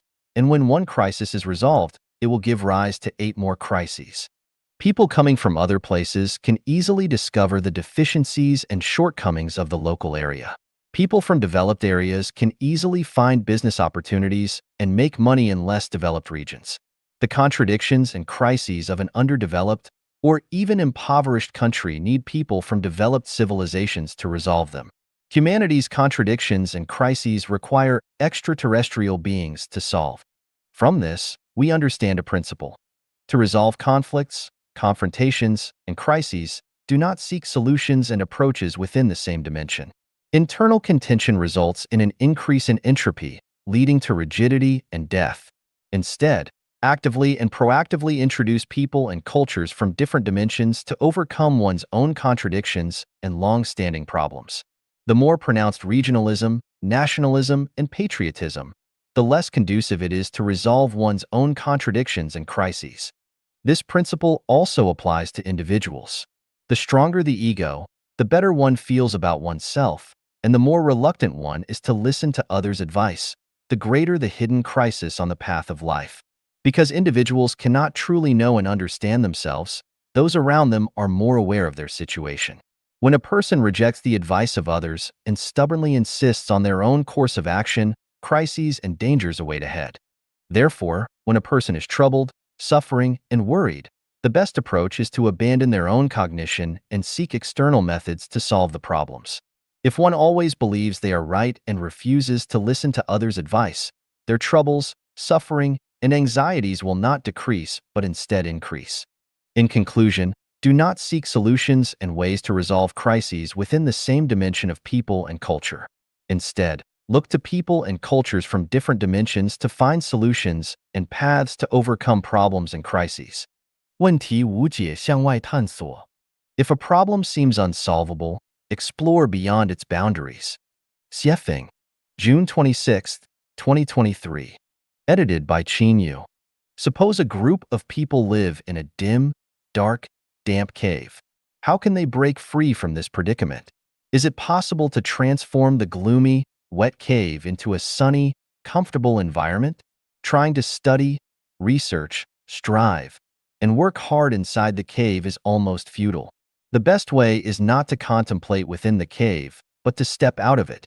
Stepping out of the cave, one would embrace the bright spring scenery, clear mountains, beautiful waters, fresh air, and vast territory, and all discomforts would vanish.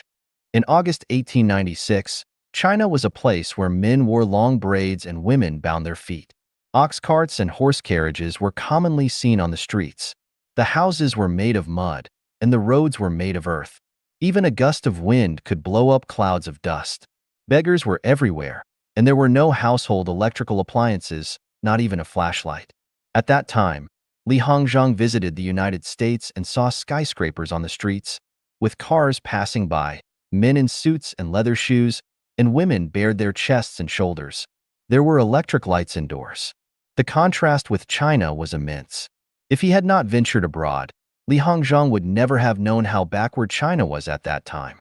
In 1978, China's per capita GDP was only $156, while the per capita GDP of the world's poorest countries in sub-Saharan Africa was $490. Monaco in Europe had a per capita GDP of $38,400, the United States was $10,600, and Japan was $8,821. Imagine how much China resembled a group of people living in a cave who had never seen the world. At that moment, Chinese leaders decisively abandoned the policy of isolation and sent a large number of government officials to various parts of the world for investigation, especially to developed Western countries. As a result, they broadened their horizons and opened their minds. Subsequently, China found its path of development through reform and opening up, leading to over 30 years of rapid economic growth. If they had not explored development outside but continued to study development ideas inside the cave, it would have been difficult to maintain a per capita GDP of $156. How long does it take to register a company? I don't know which country has the fastest company registration process, but I registered a company in a certain country in less than 10 minutes. There was no need to bribe officials, nor did I need to find acquaintances. I selected the company name, signed, paid, and received a complete set of company documents, all within the said time. Throughout human history on Earth for thousands of years, how many people have lived happily, joyfully, freely, and blessedly? Are there any? There are very few. More people live in distress, pain, conflict, struggle, oppression, anxiety, and fear. Why has this issue concerning all of humanity remained unresolved for thousands of years? Take a look at all the so-called great figures and thinkers throughout human history. Observe their thoughts and actions. Look at the discussions on the internet today, especially those of so-called masters, including high-ranking officials in the United Nations and presidents and leaders of various countries. They are all contemplating and pondering within the cave. Why don't they go outside to take a look? By stepping out of the Earth and observing the stars and oceans of the thousand-year world planet and following their way of life, all the problems facing humanity will be easily solved.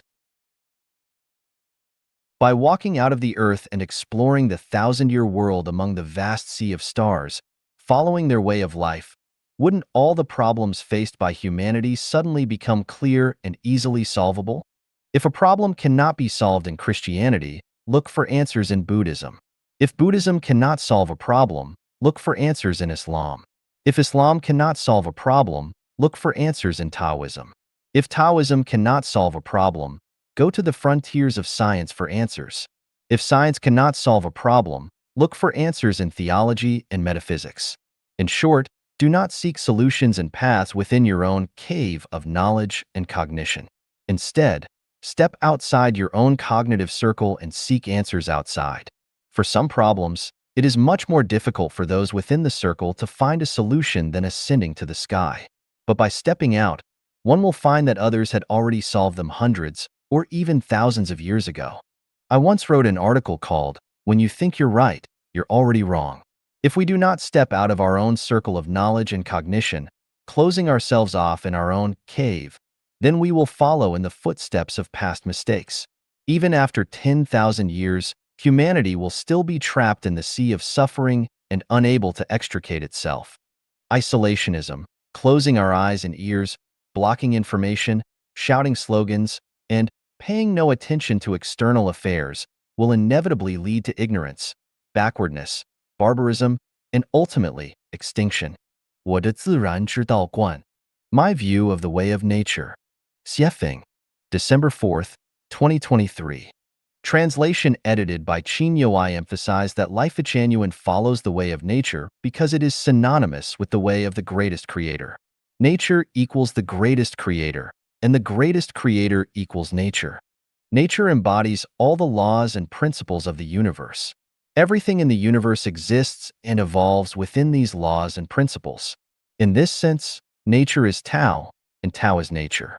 Tao is the spirit of the greatest creator, the consciousness of the greatest creator. Therefore, we know that the greatest creator, Tao, and nature are one. The greatest creator equals Tao equals nature. Nature equals Tao equals the greatest creator. Everything perceived by the eyes, ears, nose, tongue, body, and mind is a manifestation of nature. Every phenomenon, every event in nature, is part of its evolutionary process, from the fluttering of a butterfly's wings to the violent eruption of a volcano. From a person sneezing to the explosion of a star, everything happens within the embrace of nature, so we should follow the way of nature.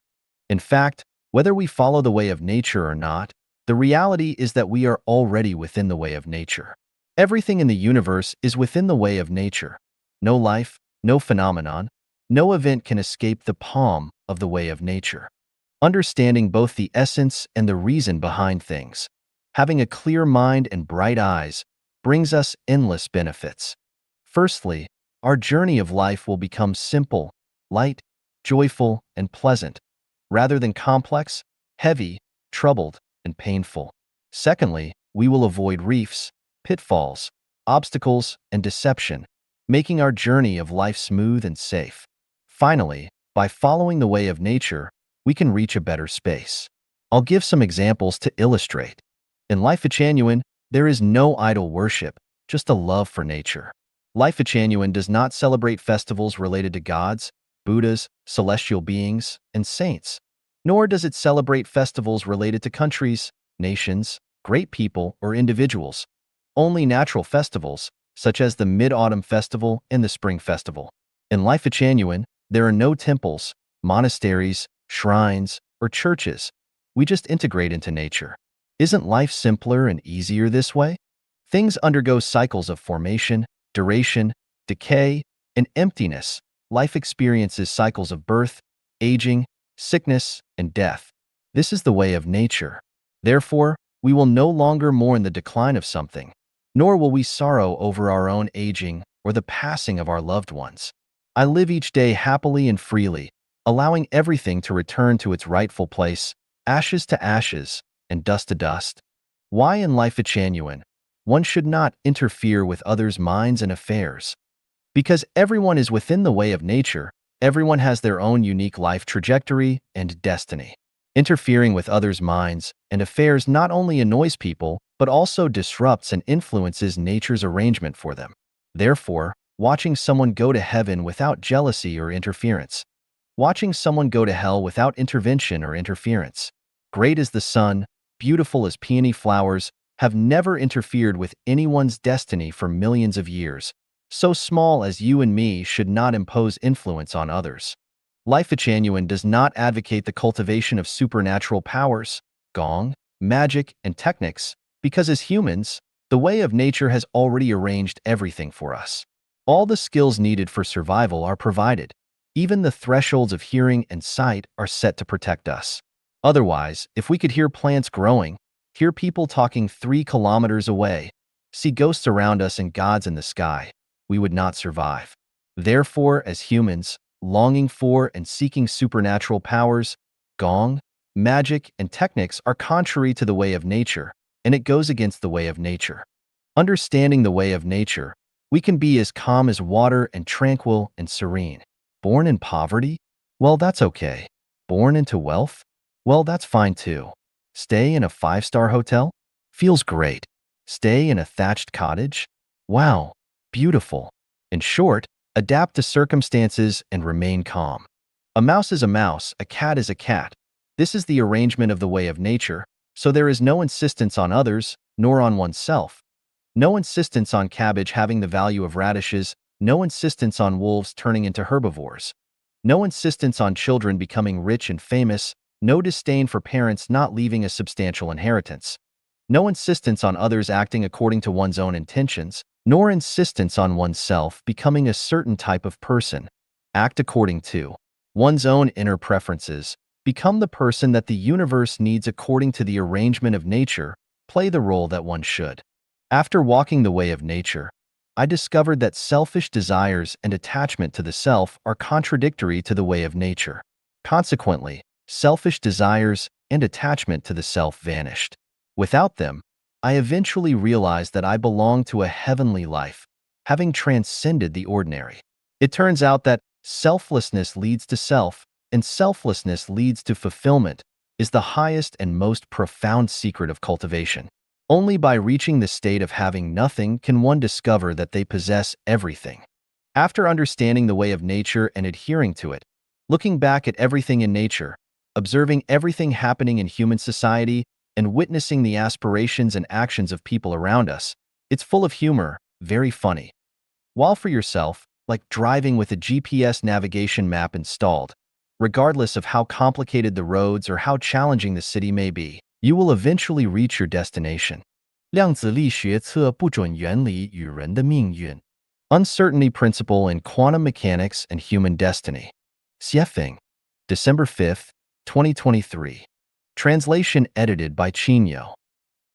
In my article, All Our Efforts and Contributions Accumulate Virtue for Ourselves, I elaborated on a principle that suggests, according to the conservation of energy theorem, the sum of positive and negative energies in the universe is zero.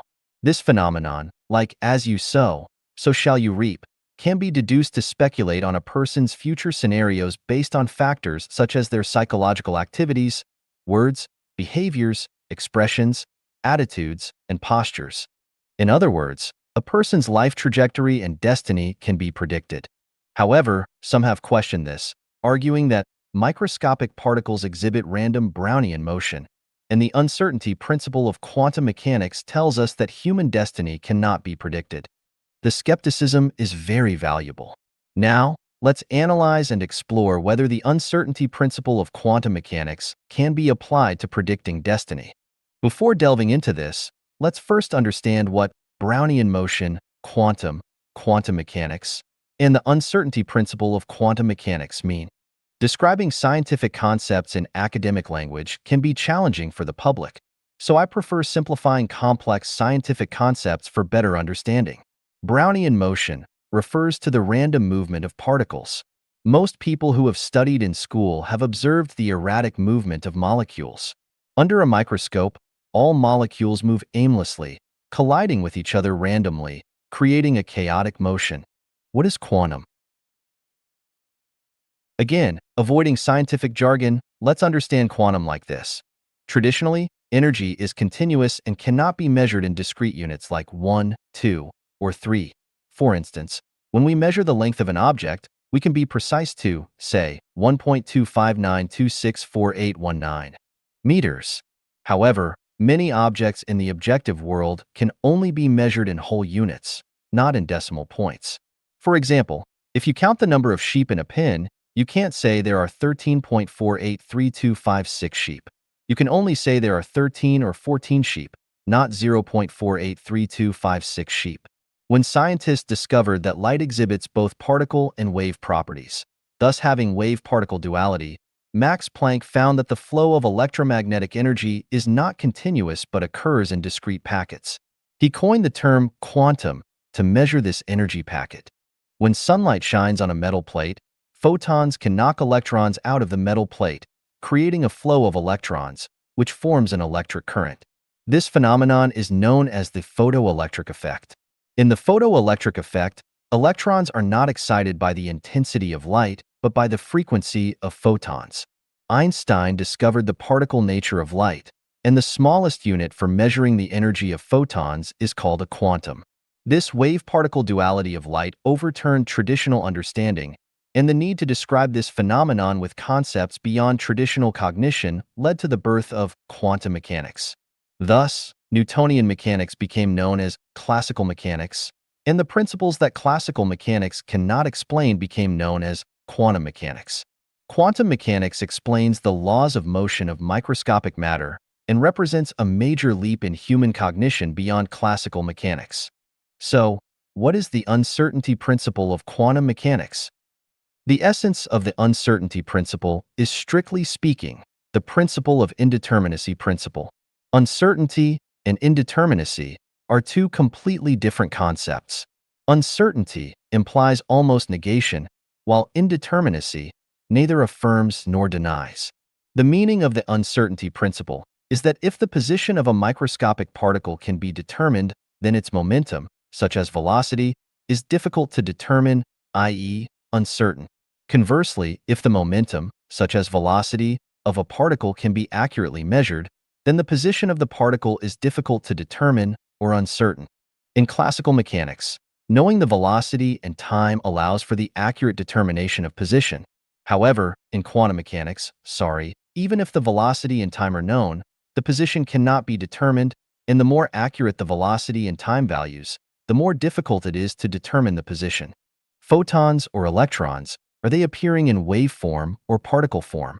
This is difficult to determine because they are in a superposition state. Only when an observer appears will they present a certain fixed form. Without an observer, it's difficult to determine whether they are particles or waves. In order to explain and resolve this dilemma, the concept of Schrödinger's cat was born.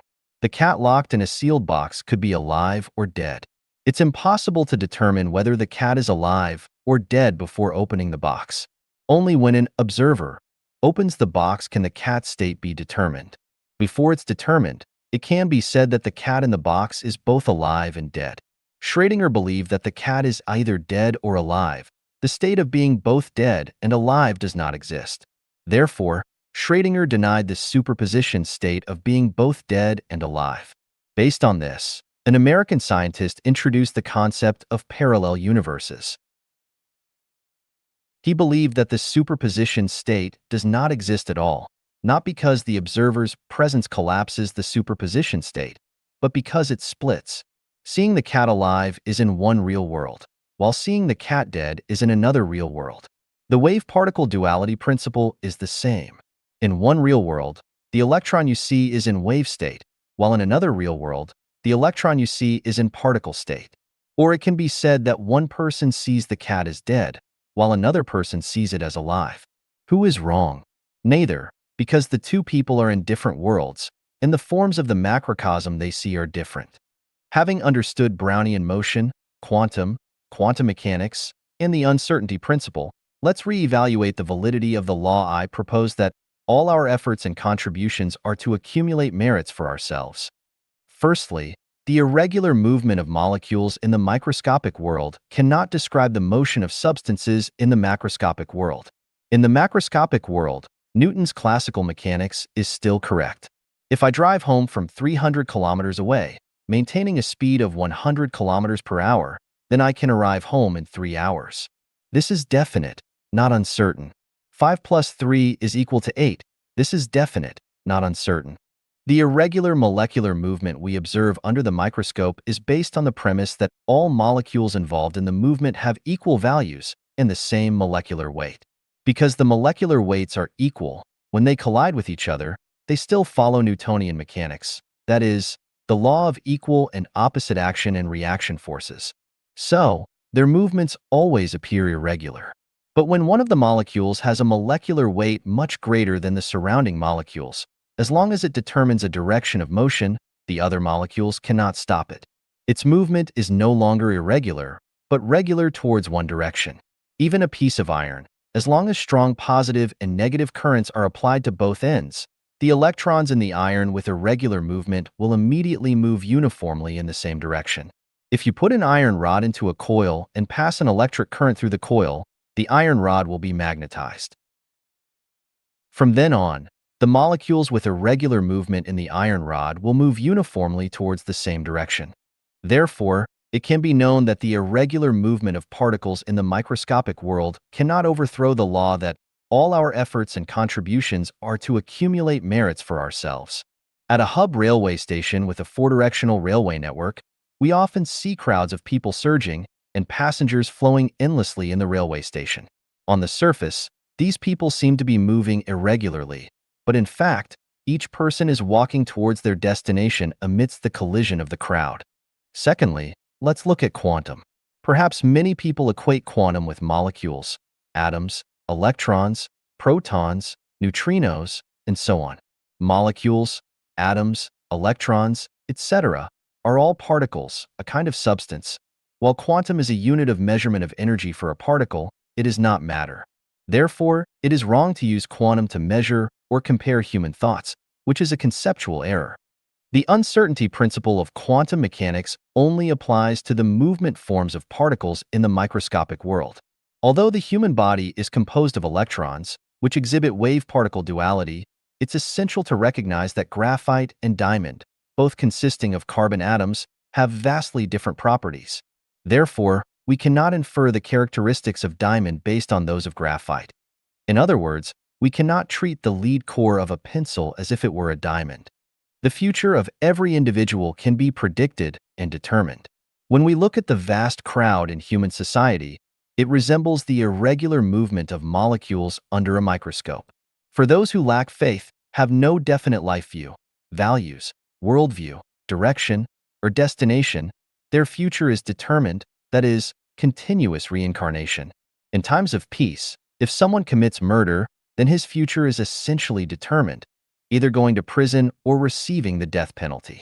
If someone frequents the casino every day, although the roulette wheel in the casino appears to be a random event, what can be determined is that eventually, Those who participate in gambling will lose everything they have.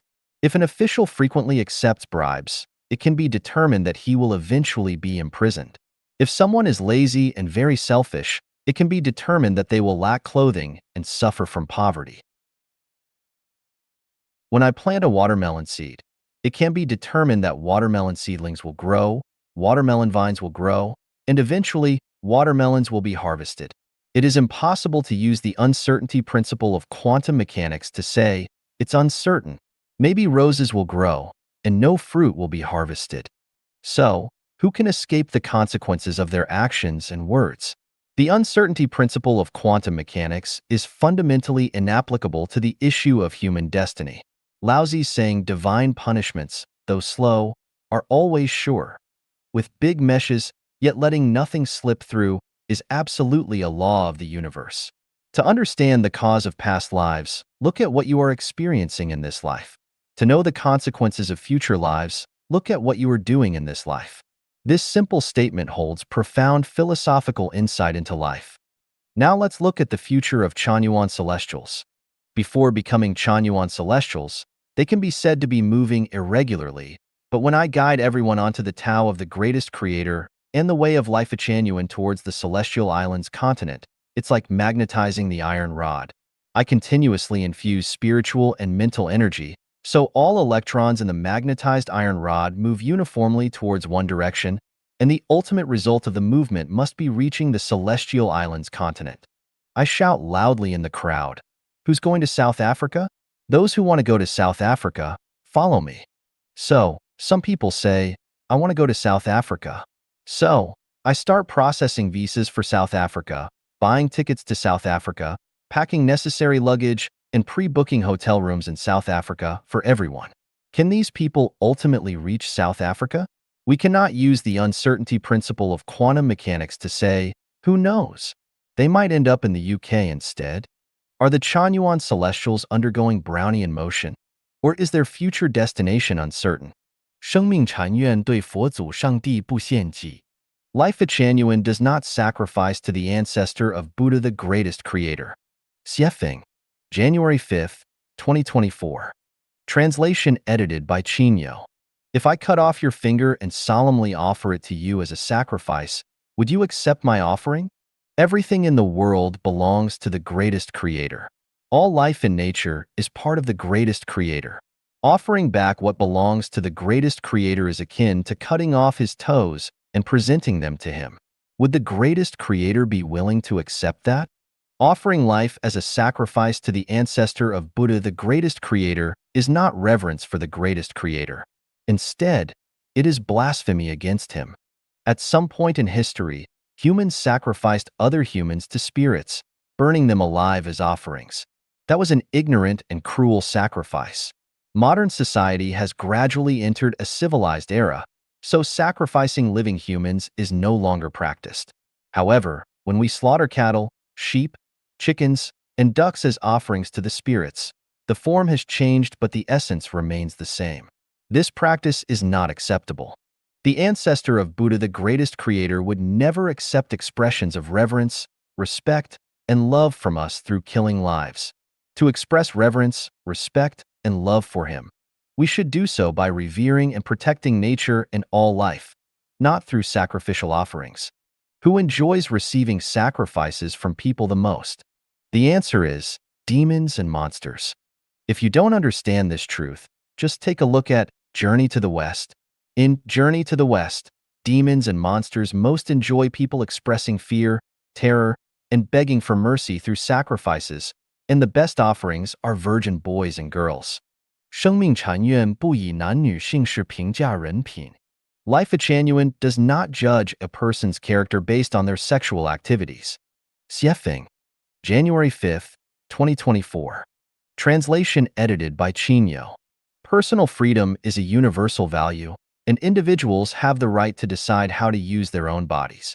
In matters of sexual activity, as long as it is consensual and does not harm others or society, it is considered a personal matter and a personal freedom. Life at Chanyuan does not assess a person's character based on their sexual act. Preaching. 爱是一种状态. Love is a state of being. Xiefeng, From ancient times, I love you has been a beautiful song which has been unchanged throughout the ages. People become fascinated, infatuated, and enjoyed crazy bliss when hearing, I love you. Today, I finally know that I love you is a hallucination, the unpredictable clouds, a colorful bubble, and an anesthetic. Love is a state, like the constantly shining sun, the blooming peony, the roaring river, and the bright stars twinkling in the night sky with all their luster. Love has no specific target, it is wordless, but if there are specific targets, it is not love. The sun shines down constantly on everything, but if there is a target, it is not the sun, but a searchlight, a torch, or a spotlight. Love is like the shining sun and the blooming flowers. It is a state. Neither the sun nor the flowers ever say, I love you. No matter whether anyone is watching and no matter whether the bees and butterflies come to gather nectar, the flowers always bloom on time. Love always brings warmth, auspiciousness, harmony, goodness, happiness, and positive energy, and is infinitely fascinating to all living beings. Love never shows coldness, madness, ugliness, worry, suffering, negative energy, or desperation. Love cannot hurt anyone. If love leads to pain, grief, suffering, hatred, disappointment, or desperation, it cannot be real love. Love can only be felt by love. It cannot be demanded or taken by force, nor by money, status, fame, or beauty. Love is totally free, it is priceless, needs nothing in return, and is unconditional, with neither responsibilities, obligations, nor other requirements.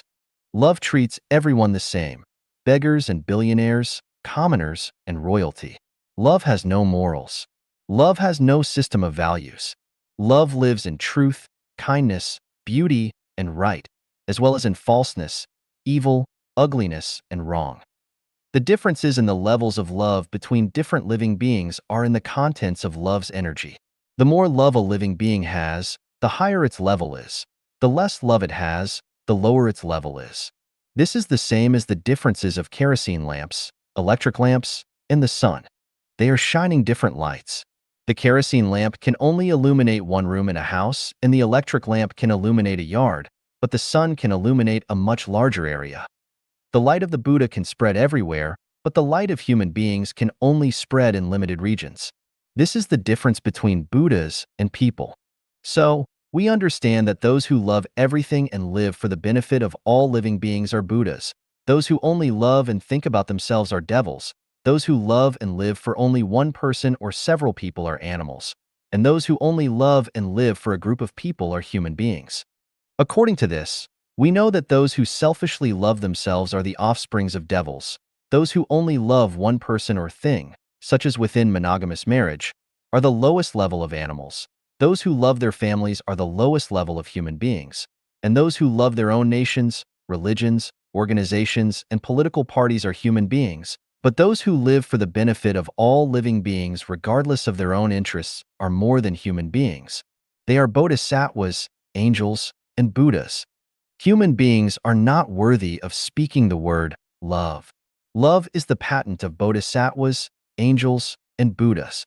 Love is profaned when one person says, I love you, to another. Love is a non-material existence. Only those who have love for themselves can feel love. You will never feel love if you do not have love within yourself. Only if you have eyes can you see the eyes of other lives. Only if you are not colorblind can you see how colorful the world is. Those people with the greatest love will become super celestial beings. The greatest love is that you, yourself, completely become love. The greatest creator is love. Only by making ourselves become love can we enter the secret garden of the greatest creator, the celestial island continent of the Elysium world. 天堂在哪里? Where is heaven? 谢菲. Translated by Treasure and edited by Care. Heaven, or the kingdom of heaven, is the general term for the 1,000-year world, the 10,000-year world, and the Elysium celestial islands continent. Heaven is where those lives' non-material structures are more perfect than human ones. The greatest characteristic of heaven is the amount of freedom of life. Freedom from the issues of food, clothing, shelter, transportation, disease, war, and sudden disaster. The thousand-year world is a celestial body 960 light-years away from the Earth. 10 times the size of the Earth, it is currently inhabited by approximately 200 million people. As the basic lifespans of celestial beings on this planet are about 1,000 Earth years, it is called the thousand-year world. More details are available in Chapter 14 of The Thousand-Year World, the non-material world. The 10,000-year world is a beautiful celestial body located 3,480 light-years from the Earth. It is 16 times bigger than the Earth and is equidistant from 16 suns which surround it. About 100 million celestial beings live there with similar basic characteristics as the land celestial beings described in Taoism. They enjoy lifespans of about 35,000 Earth years, and it is thusly called the 10,000-year world. More details are available in Chapter 14 of The 10,000-Year World, the non-material world. The Elysium world is the general term for the Paradise universe. We inhabit a small place that is called the Earth universe. The Paradise universe is called this in relation to other universes. The structure of the Paradise universe is a Taiji ellipsoid which is called a low rotary galaxy. Low rotary galaxies contain 3,000 rotary river galaxies which each contain 3,000 Milky Way-type galaxies, and each Milky Way-type system contains 3,000 solar systems. In other words, the Elysium world is composed of 3,000 macro worlds, 9 million medium worlds, and 27 billion small worlds like the Earth. The Elysium world is a non-material existence. If the world on which we live were the front side of a sheet of paper, then the Elysium world would be the reverse side and we would never have access to it unless we could pass through it and enter the back. The place where humans live is also where the Elysium world exists, for the Earth is within the realm of the Elysium world. The Elysium world has 10 continents: the Lotus continent, the Borneo continent, the Kasayapa continent, the Ingwu continent, the Amida Buddha continent, the Celestial Islands continent, the Three Worlds, the Two-Way continent, the Moon Temple continent, the Gods continent, the Supreme Authentic Wisdom continent. The Celestial Islands continent is one of the continents of the Elysium world. These 10 continents are also called the Pure Land or the Buddha Land. Refer to the Elysium word within the non-material world. The place to which Life Changyuan guides Changyuan celestials toward is the Elysium Celestial Islands continent. It has 80 billion islands. Apart from the 30 billion islands that have been homesteaded by celestial beings, the remaining 50 billion islands are currently uninhabited. The celestial beings in the Elysium Celestial Islands continent are called super-celestial beings, or Buddhas and Bodhisattvas. When people are asked where heaven and hell are, many of them answer that heaven and hell are in people's hearts. This is only half true because the idea is that the whole of the universe depends on the mind and all rules depend on cognition. The environment is created and generated by the mind, and everyone's closest friends and dearest relatives are in their minds, are only half true. Heaven and hell would still exist if people did not think about them, just as people's relatives who live far away would not disappear if they did, and they would still exist even if they were not thought about or even forgotten. Absolute idealism can confuse people. Actually, it is easy to go to heaven, but it is extremely difficult to break our obsession. Many secrets seem very mysterious, but once they are pierced, they become clear and simple. 程序在运行. The program is running. 写法. There is a saying, fishes are in the water, and humans are in the Tao. All things in the universe are running in the Tao. If we have difficulty understanding the elusive Tao, let me make it simple. We can also call it program.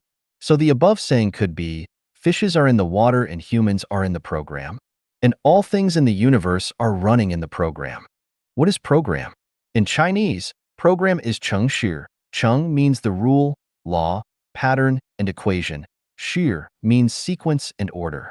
Program, 程序, means the order of formation, development, change, and evolution of a thing according to established rules. The computer we use is the best example of program. We can somehow say that a computer is a program.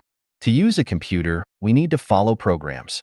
Whoever is good at programming is a computer expert. Hackers are computer experts who can break, interrupt, and change computer programs. Computer programs are designed by human beings, while the program of the universe is designed by the greatest creator. The seasonal order of spring, summer, autumn, and winter in some areas of the earth is a program. The order of seasons is strictly changing according to the program. Spring comes after winter, and winter comes after autumn. They have been in that order for thousands of years. The process of a human body changes in the order of a fetus, baby, toddler, child, teenager, adult, and senior is also an established program. Human beings have to go through this process, which is out of their control. The germination, growth, flowering, fruiting, and withering of a plant is also a program. The law of causality, reap what you sow, is also an established program. You will not reap banana if you sow melon, and you will not reap cherry if you sow bean. What goes around comes around. The treacherous are cheated by the treacherous, and the honest are appreciated by the honest. If you pursue Buddhahood, you attain Buddhahood, and if you admire the beast, you acquire the nature of the beast. If you do not give freedom to others, you will not get freedom yourself. If you want to control others, you will be controlled. Furtiveness and deceit will make you a ghost and lead you to hell, while integrity and good merits will make you a celestial and lead you to heaven. This is also a program. When a man reaches a certain age, facial, armpit, and pubic hair start to grow. When a woman reaches a certain age, she starts to have menses. When a child is born, the mother begins to lactate. When a woman reaches menopause, she starts to have fewer and fewer menses until they stop. It is a biological program. The traditional family is also a program.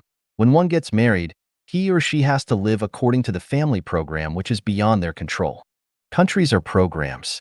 When one becomes a citizen of a country, he or she must involuntarily follow the country's program. If there is no external force, things will run around and around according to the rules of the program. Life will reincarnate according to the set program.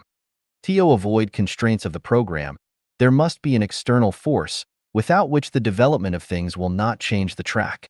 It is just like a man is not able to make his feet leave the ground by dragging his hair.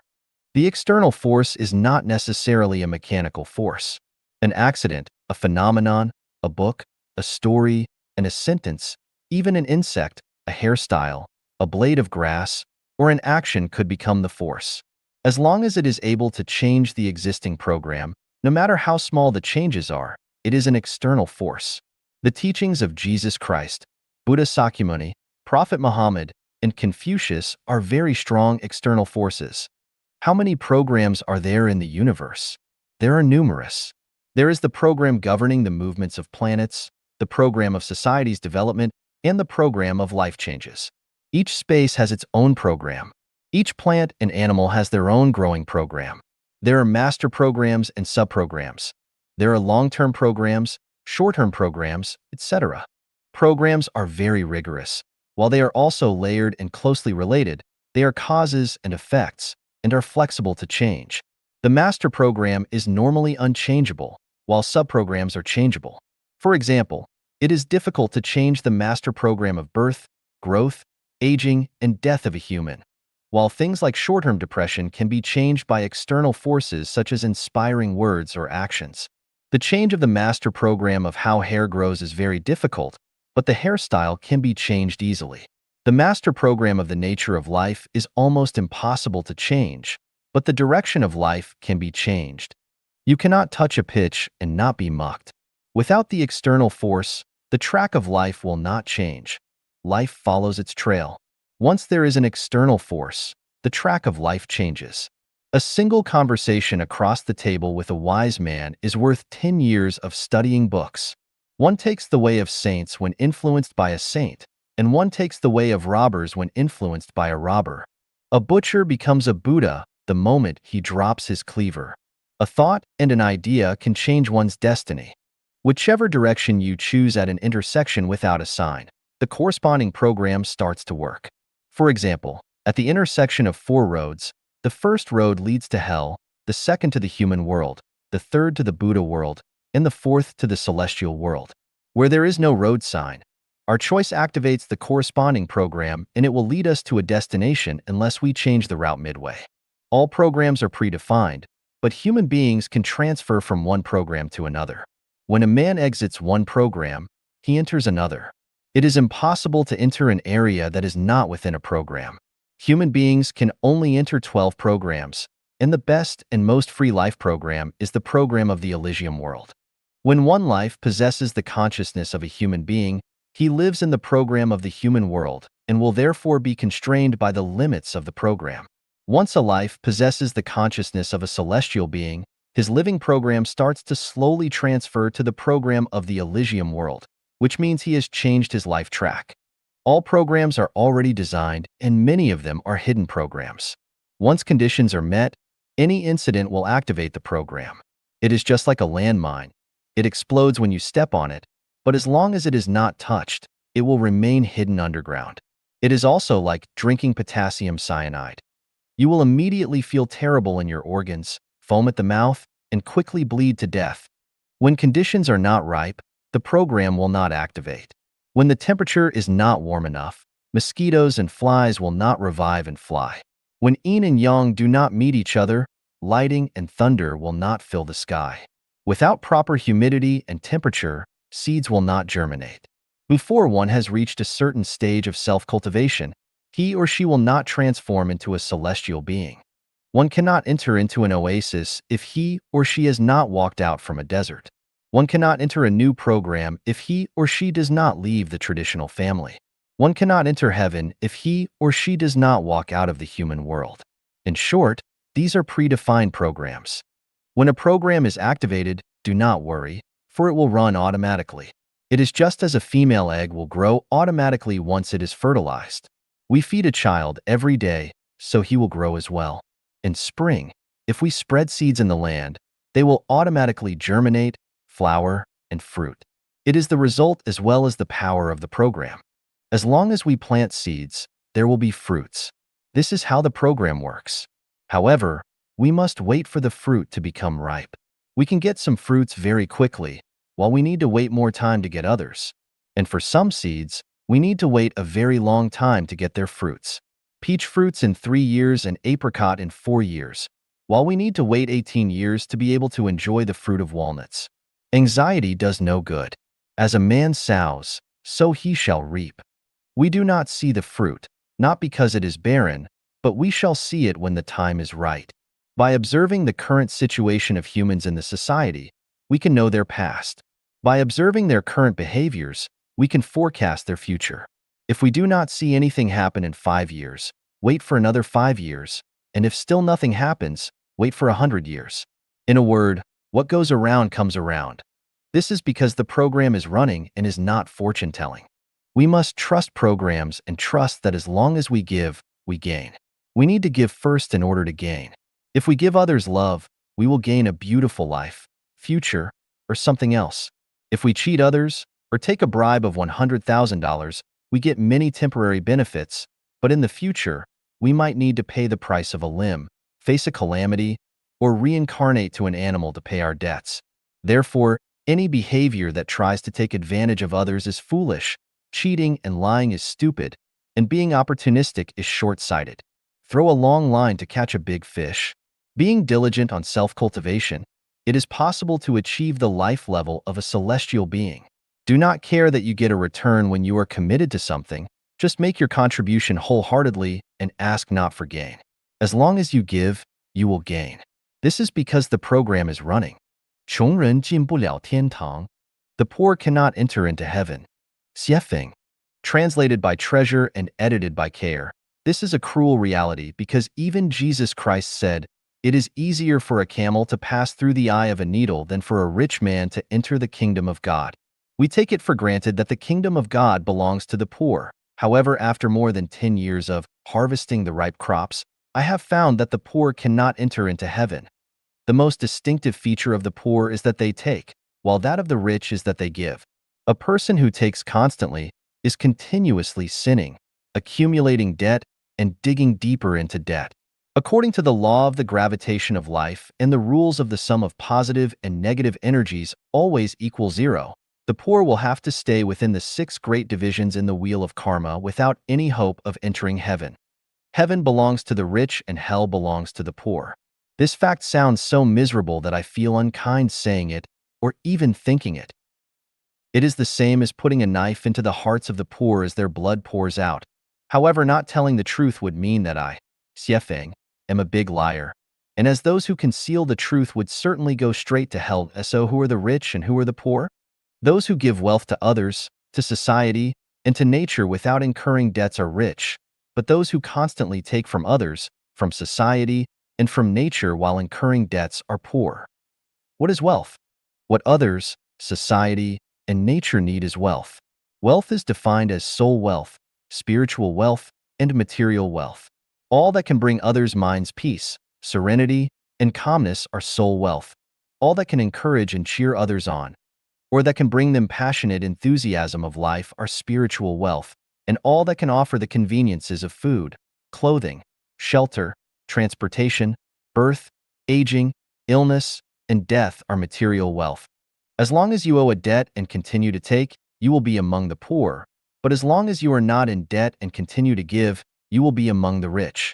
Debt contains three aspects. Economic debt, to own others' money, including bank loans which have not been returned, to borrow others' things without returning them or to damage them without compensating their owners, to demolish others' houses without compensating their owners, to receive others' services or treats but not return or repay them, and so on are what we call economic debt.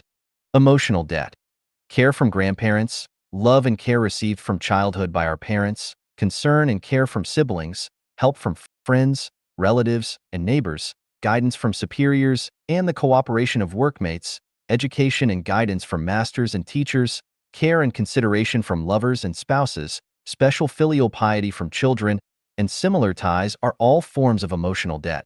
Spiritual debt, the greatest Creator's grace, such as the enjoyment of the sun, the air, and the water, the pleasure to experience the splendid kaleidoscopic world, the spiritual teachings and the guidance of God, Buddha, celestial beings, and many saints and sages are all spiritual debts. Referring to the three types of debt above, you will easily know whether you are rich or poor. Isa billionaire rich. This is hard to say. Is a farmer in a distant village poor? This is equally hard to say. A billionaire who is in debt and keeps taking is poor, but a farmer with no debts and who is able to give themselves to others, society, and nature is rich. There are many ways to devote oneself to others, society, and nature. Whether it is materialistically, intellectually, or ideologically, or spiritually, as long as they give to others, to society, and to nature, that is devotion and dedication. To give a sweet smile is devotion, as are making others happy and joyous, and bringing people hope and pleasure is devotion to society, and protecting nature from damage is devotion to nature. But the most valuable and significant of all types of giving is what Buddha Sakyamuni called formless almsgiving. In conclusion, those who have given more than they have taken will enter heaven. Those who have taken more than their share of blessings will go to hell. Those who have given equally to what they have taken will continue their reincarnations into the mortal world. Who can give and pay dedications and devotions effectively? Only the rich, so heaven is theirs. The poor have nothing to give or pay back for their poverty, so they cannot go to the heaven, but only fall toward reincarnating into the animal level. All the poor must awake and watch. 内在结构决定一切. Internal structure is what matters. Xiefeng. The nature and function of things are determined by their internal structures. Sugar is sweet while tea is bitter, and this is decided by their structure, not by people. The price of a 1 carat, 0.2 g, diamond is 14,000 RMB yuan, but the price of an ounce of gold is only about 10,270 RMB yuan. That is to say that 1 carat of gold costs 70 renminbi yuan. The price difference between diamonds and gold is 200:1. The fundamental reason lies in the different internal structures of the two. The value of 1 carat of common stone is too small to measure. The greatest creator, gods and Buddha, angels, bodhisattvas, celestial beings, devils, demons, monsters, mortals, evil spirits, animals, and other life are quite different from one another, and the reason is also because of their different internal structures. Celestials, saints, sages, mortals, laities, laymen, and ignorant people are all humans, but they are unlike each other because each has a different internal structure. It is as with mushrooms that some are nutritious and will feed you, but some others are poisonous and will sicken or kill you. This too is because of their different internal structures. From this we can understand that the role a person plays, the responsibilities that they assume, and the accomplishments that they achieve are completely determined by their internal structure and not by others or by society. Gems are inlaid into crowns, while cobblestones are not. Thus we further understand that it is wrong to envy or admire others, or to blame social injustice. In any case, we should neither complain, resent, nor loathe having a low social status or position. This is called being content in poverty and devoted to spiritual matters. Since we understand that all things are determined by internal structures, we should then make efforts to change and perfect our own internal structures rather than flattering or currying favor with others, using connections for special treatment, envying and admiring others, complaining and resenting others or our society, seeking magic power or skills, seeking shortcuts or begging for mercy and help, blaming or accusing others for our bad luck, being opportunistic, or finding secrets to success. Peaches and plums do not talk, but people come to pick them. The fragrance of flowers attract butterflies. Peonies do not assume their beauty, but people naturally sing songs about them. No matter how flies and mosquitoes dress themselves, people will still detest them. Beggars cannot have refined tastes. Dog meat is not to be served at feasts. Those who lack elegance and good etiquette are not presentable. In short, the internal structure of each thing determines its social role and status. At this point, if someone still complains about heaven and earth or blames others or society for their ill treatment or bad luck in life, or finds excuses and reasons to blame others rather than themselves for their failures, then they would have to be either ignorant or just plain stupid. Are you not satisfied with your current situation? Do not find external excuses and reasons, but make sure to look for source causes from your own internal structure. The internal structures of things are determined by their quality. Taking people, for example, good intrinsic qualities are marked with diligence, kindness, purity, honesty, integrity, modesty, and open-mindedness, whereas bad qualities are shown as jealousy, blame, selfishness, greed, laziness, arrogance, dishonesty, and narrow-mindedness. A person who does not have good quality can never be smooth and refined no matter how they struggle, be accomplished in their career, or sail easily through life. They may enjoy good fortune for brief times, but not for very long. People who are moving toward heaven through self-refinery and self-improvement should never waste valuable time and energy on changing the external world or on changing their external appearance. They should invest their time and energy into improving and perfecting the non-material structures of their lives and on developing good quality. If their quality is not excellent and their structure is not perfect, then they can never reach heaven. It is the same as with a hard rock. Try as it may, it will never be cherished and valued by others. It must alter its internal structure in order to be valued and loved as a treasure and be applied in the most eye-striking and noble places. 内在结构决定一切. Internal structure is what matters. 写法. The nature and function of things are determined by their internal structures. Sugar is sweet while tea is bitter, and this is decided by their structure, not by people. The price of a 1 carat, 0.2 g, diamond is 14,000 RMB yuan, but the price of an ounce of gold is only about 10,270 RMB yuan. That is to say that 1 carat of gold costs 70 renminbi yuan. The price difference between diamonds and gold is 200:1. The fundamental reason lies in the different internal structures of the two.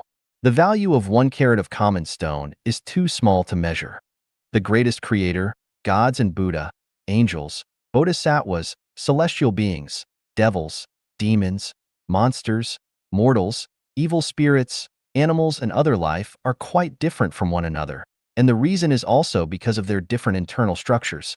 Celestials, saints, sages, mortals, laity, laymen, and ignorant people are all humans, but they are unlike each other because each has a different internal structure. It is as with mushrooms that some are nutritious and will feed you, but some others are poisonous and will sicken or kill you. This too is because of their different internal structures.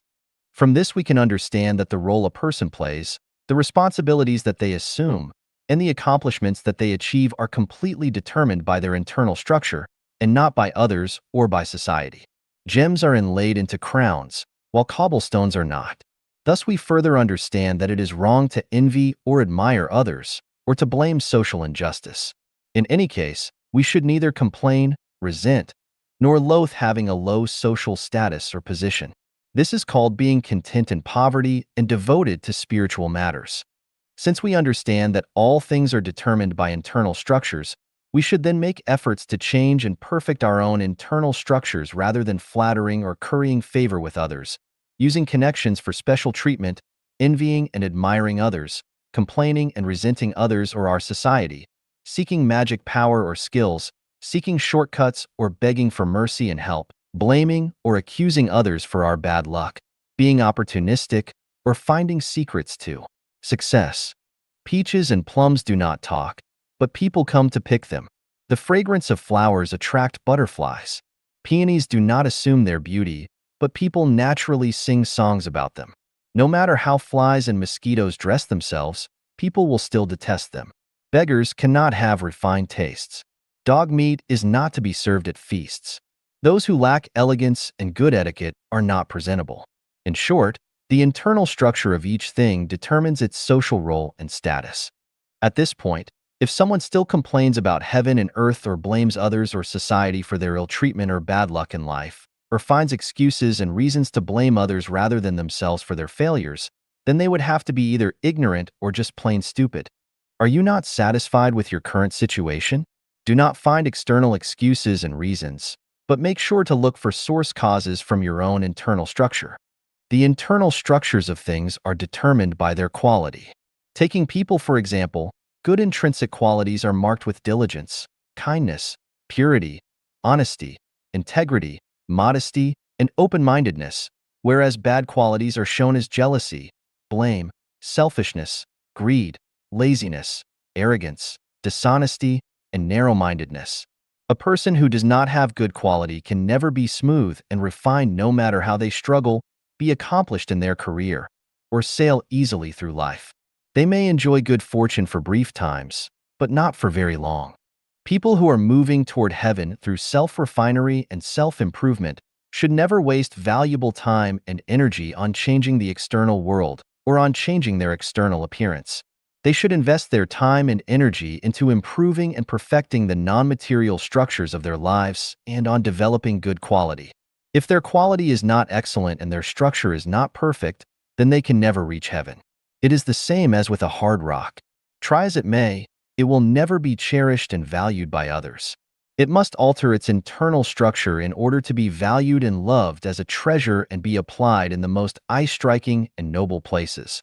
让我们来读无字天书. Reading the book without words. Xiefeng. Translated by Transin and edited by Care. There are 3 types of books. The first one is with words, such as newspapers, magazines, journals, and other publications, both paper and online. The second is with symbols, such as sculptures, paintings, and music. The third kind includes everything in nature. The so-called book without words refers to all images and things in nature with neither words nor symbols. The most esoteric of the 3 books is the one without words, but the simplest is the one with words. People with low spiritual natures can only read books with words, but only people with high spiritual natures can read the book without words. What the gods, Buddha, celestial beings, and saints read is the book without words. The 6th Zen patriarch, Huineng, was illiterate, but became the patriarch because he could read the book without words. Therefore, if a person wants to become a master, a celestial being, or Buddha, they must read the book without words. Reading things, phenomena, and people is reading the book without words. Let us try to read it. A person with body odor or halitosis, bad breath, might not be aware of it. When we eat garlic or green onions, we do not smell them ourselves, but others will smell them and will know it. The natures and attributes of things give off their corresponding smells. Those who have smelled or eaten durian know it by its smell. We can learn this truth from the book without words. The essence is revealed from the phenomenon. For instance, if we want to know a person's nature, we can learn their internal natural structure from what they have said and done before. Many allusions in Chinese history are full of wisdom, such as the relationship between Su Dongpa and Master Foyan. Su Dongpa always wanted to outsmart Master Foyan, but he never succeeded. Once, Master Foyan told Su Dongpa that he looked like a statue of Buddha, but Su Dongpa replied that Master Foyan looked like a heap of cow dung. To this, Master Foyan just smiled and walked away silently. Su Dongpa thought he had taken the upper hand this time, so he joyfully told his smart sister Su Xiaomei about it when he got home. Hearing this, Su Xiaomei said, "You are utterly defeated this time. Because Master Foyan has Buddha in his heart, he sees a statue of him in you. But you have a heap of cow dung in your heart, so you see that in him." Nature reveals what it is. The benevolent see benevolence, and the wise see wisdom.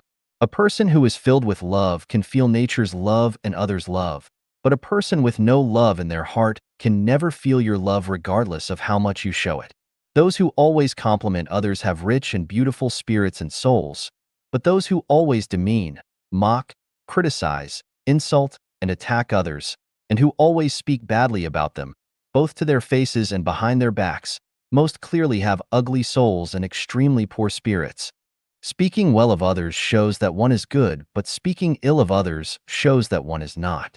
Flowers always emit lovely fragrances wherever they are, but dog droppings always give off undesirable stench in spite of their surroundings. One who accuses others of heresy exposes that they themselves are heretical. As with Su Dongpa, he had cow dung in his heart, so he saw Master Foyan as such. Therefore, people should not care about others' comments and judgments. Flies and mosquitoes will consider you disgusting because they are disgusting, but butterflies will find you beautiful because they are beautiful. An artist painted a picture which he believed to be fairly good, but he wanted to know how people would react to it. So he left his picture in a public place with a brush and some ink next to it and wrote on top of the painting, "Please point out any faulty strokes in this painting." At day's end, he recovered his painting, but the painting was completely different. Each stroke was criticized as being faulty. The painter was so sad and distressed that he barely slept that night. But the next day, he painted the exact same picture as before and took it back to that same public place, except this time he wrote, "Please point out the superb artistry of this painting." At the end of the day, the painting was again completely different, except that now all the comments described its elegance and beauty. He sighed with emotion. The good or bad of the painting was determined by the viewer's state. Beauty is in the eye of the beholder. Quantum mechanics also explains the same principle.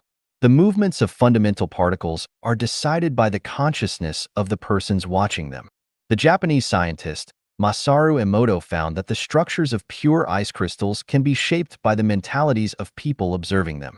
If the observer's heart is full of love, or if the freezing water is exposed to positive emotions, such as love or gratitude, or to music, prayers, or art, the ice crystals become symmetric and perfect. But if the observer's heart is filled with hate, or if the water is exposed to negativity such as mean words or destructive images, they appear very disorderly and irregular. Therefore, we should not be affected by others' comments about ourselves, or we will be fooled. The Pygmalion, or Rosenthal, effect on psychology illustrates this point well. People develop in line with others' suggestions and expectations. We must only be committed to ourselves and ignore other people's comments in order to live out our own lives. If someone accuses you of being mentally disordered, just smile and do not get upset, for it is they who are mentally disturbed. But if someone praises you as being a saint, do not be blindly proud, for it is they who are the saint. Let us read the book without words as such. I have written more than 100 articles on revelations which may help you to find your enlightenment. 如何知道自己的前世? How to know our previous lives. Dayform Celestial. Translated by Transin and edited by Care. The hypnotic induction method is one way, but we can also observe ourselves from the life clues found in our previous lives. The universe is holographic, our life is holographic, and our life information base contains all of the information from all the ages of all life journeys of all generations, and the information is always passed down. This information is hidden, but it will reveal itself every now and then. By capturing these momentarily revealed clues, we can trace our pasts. Understanding the life characteristics of 36-dimensional space is conductive for us to understand more of our previous lives. There is only one kind of human nature, but from the people that we know and those that we know of through various channels, we can see that human nature are diverse and colorful. There are quantum differences between people, sometimes even poles apart. The reasons are that people have different origins. Some are from the heaven world, some from the animal world, and some are reincarnations from the mortal world. Even for those from the heaven world, there are great differences. Those from the Elysium world and from the thousand-year world can never be the same. Likewise, even for those from the animal world, those who were carnivores will have totally different natures than those who were herbivores. In this sense, mankind is a rabble. The mortal world is a tenement yard for all kinds of lives. There are hundreds of thousands of clues to trace our previous lives, but we can only have rough ideas about them from these clues. Here are 18 examples. If you have holographic order thinking, congratulations, then you are from the side of the greatest creator. You are a god. If you have formless thinking, congratulations, then you came to the mortal world from the Elysium world. You were a Buddha. If you know that you can change a world magically, then you were a super celestial being. If you were born to like freedom and always seek happiness and joy, you can follow your heart's desire without overstepping the line, then you were a celestial being. If you often dream of flying freely, your mind and body are often in a strange state of joy, you have no fear of death, and hate your life in the mortal world, then you are from the 10,000-year world. If you are always looking for the way back home and feel that you do not belong to the mortal world, you are moreover benevolent and kind, a fun lover. You do not want to be fettered by states, religions, organizations, or families, and you fancy and yearn for a better life in the future, then you are from the 1,000-year world. If you have the Taiji thinking and you are super wise, clever, and gifted, then you are someone influential in society, maybe even a sage or saint. If you love your own nation, culture, family, and family life, and think all this is perfectly justified, then you are a mortal human. If you often dream of flying in your dreams, but still feel attached to the mortal world, then you are a bird. If you derive pleasure from and even love eating meat and have never felt the suffering and misery of life being slaughtered for meat, then you are a predatory carnivore. If you naturally prefer vegetarian or vegan foods, are naturally timid and afraid of being hurt, like to depend on groups, love your family and religion, then you are a docile herbivore. If you inherently want to be a policeman, are very sensitive to theft and crime in society, and always want to arrest criminals, then you are feline, a cat. If you innately want to be a soldier, are willing to defend your land and home, then you are a dog or wolf. If you naturally prefer to take, embezzle, and steal, then you are a mouse or other rodent. If your nature is to bear hardship without complaining, endure bullying without resisting, harbor grudges without showing them in words and deeds, be trampled upon and feel powerless to resist, completely abide by your destiny, then you are a farm animal from the livestock world. If you are naturally aggressive and quick-thinking, good at sorcery, and can derive pleasure from the pain of other life, then you are from the devil world. If you have extraordinary bearing and charming style, are endearing and extremely selfish, then you are a goblin. If you are clever in trivial matters and have mastered a lot of magic tricks, you always watch for your chance to seize others' love and property, then you are an evil spirit. Draw analogies by checking yourself against the dispositions of other life, and you will find traces of your previous lives. Note: life in the inflamed layer, the frozen layer, and the netherworld usually do not directly enter the human world. Insects and many plants belong to other life cycles, which never enter into the human world. The above is only a general outline. If you want to know your previous lives from A to Z, you will have to observe and verify repeatedly. Like a Trax-like, you can also find your shadows of the past from those people with whom you associate most often and most closely. After reading this article, some people may be excited, but others may be angry. Please calm down, because what you see is your past, not your present. No matter what you were in the past, you are now a human. After you know the coordinate system and your coordinate point, you will have a clear idea of the direction and destination of your life's evolution. If you think this article is bullshit and nonsense, just take it as a fun game.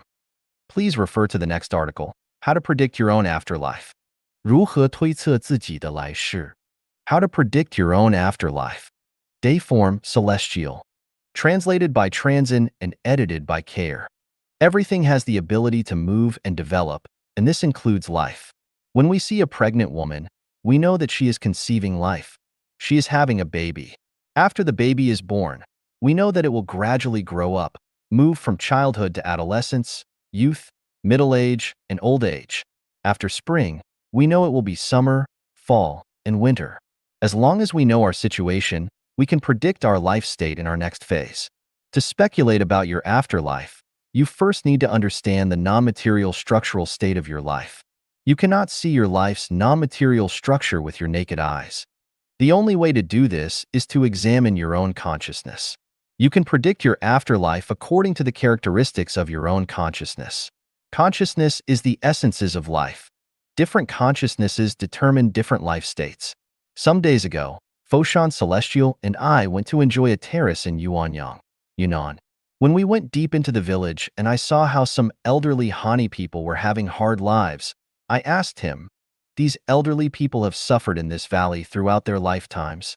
Will they continue to be here in their afterlives? They should leave this valley." Foshan Celestial replied, "They will continue to reincarnate here because they have no other place or world in their consciousnesses unless they desire to leave this valley and learn about the outside world." This answer reveals the secret of reincarnation.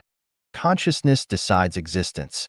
To an individual life, what is not in consciousness does not exist. What is wanted to be exist, it must exist in consciousness at first. As the French philosopher René Descartes put it, "I think, therefore I am." Why do I have the nerve to say that I can guide Chanyuan Celestials to the Celestial Islands continent? Because I keep infusing the content of it into them. When they understand all the details about it, especially the characteristics of life and the lifestyles of the super celestial beings there, and gradually clear away other consciousnesses, they will undoubtedly go to the Celestial Islands continent in their next lives. This is scientific truth. It is meticulous and exact. So, how can you predict your own afterlife? You must read and fully understand life's 18 qualities in humans, beings, and life first, and then you will know. People look alike in appearance, but they are very different deep inside. At the same time, you can check your faults by referring to the Supreme Book of Rewards and Punishments. Here are seven suggestions. If you have killed many dogs, then you will be a dog in your next life. This is karma and exact. You can make analogies for other cases. If you have murdered a person, then you will inevitably go to the hell world, the inflamed layer or the frozen layer. Divine's punishments, though slow, are always sure, with big meshes, yet letting nothing slip through. If you have abused life, then you will definitely go to the hell world, the netherworld. You reap what you sow. If you oppress the good and kind, swindle and cheat, steal and loot, then you will go to the animal world. As you sow, so shall you reap. If you love freedom, but are still ignorant, then you will be a bird. If you owe too many debts that are left unpaid, then you will likely go to the livestock world. If you are kind and hardworking and love your family, culture, and state very much, then you will continue to be reborn as mortal human. Remember the warnings and teachings of Jesus Christ. If you leave a penny of unpaid debt, then you cannot leave the place where you owe it. If you have unfulfilled wishes, then you will return back to the mortal world. You will have to investigate into your past lives. Do not assume that if you forget something, it will just go away. Make a careful list of your wrongdoings from the Supreme Book of Rewards and Punishments. If you find some, do not just let them go, but learn to compensate. Here are six suggestions. If you have harmed animals, henceforth love them. If you have harmed people, henceforth love them. If you owe someone emotionally, pay back the emotion. If you owe debts, pay back the debts. Ask for forgiveness for the damage, abuse, and bullying of people or other life. Do merits as far as possible and do merits according to the teachings of Buddha. Do more formless almsgiving. If your merits are great enough, you can compensate for your faults and debts that have accumulated over many generations. If you have a clear conscience and have paid back the grace of your parents and nature, and if you do not owe a single debt to any person or animal, then you will be free to go to heaven in your next life. Those who talk about spirits, deities, fortune and disaster, lose nature, are sneaky, speak voices dripping with sarcasm, resort to sorcery, and talk nonsense will become ghosts, demons and monsters. We can just look at the variety of fruits and flowers that we see. Why are they so different from each other? The reason lies in the structures of their lives. Their different life structures are the differences of their entities, and in the teachings of Chinku and Celestial, their forms and uses will be different. Always remember these four truths.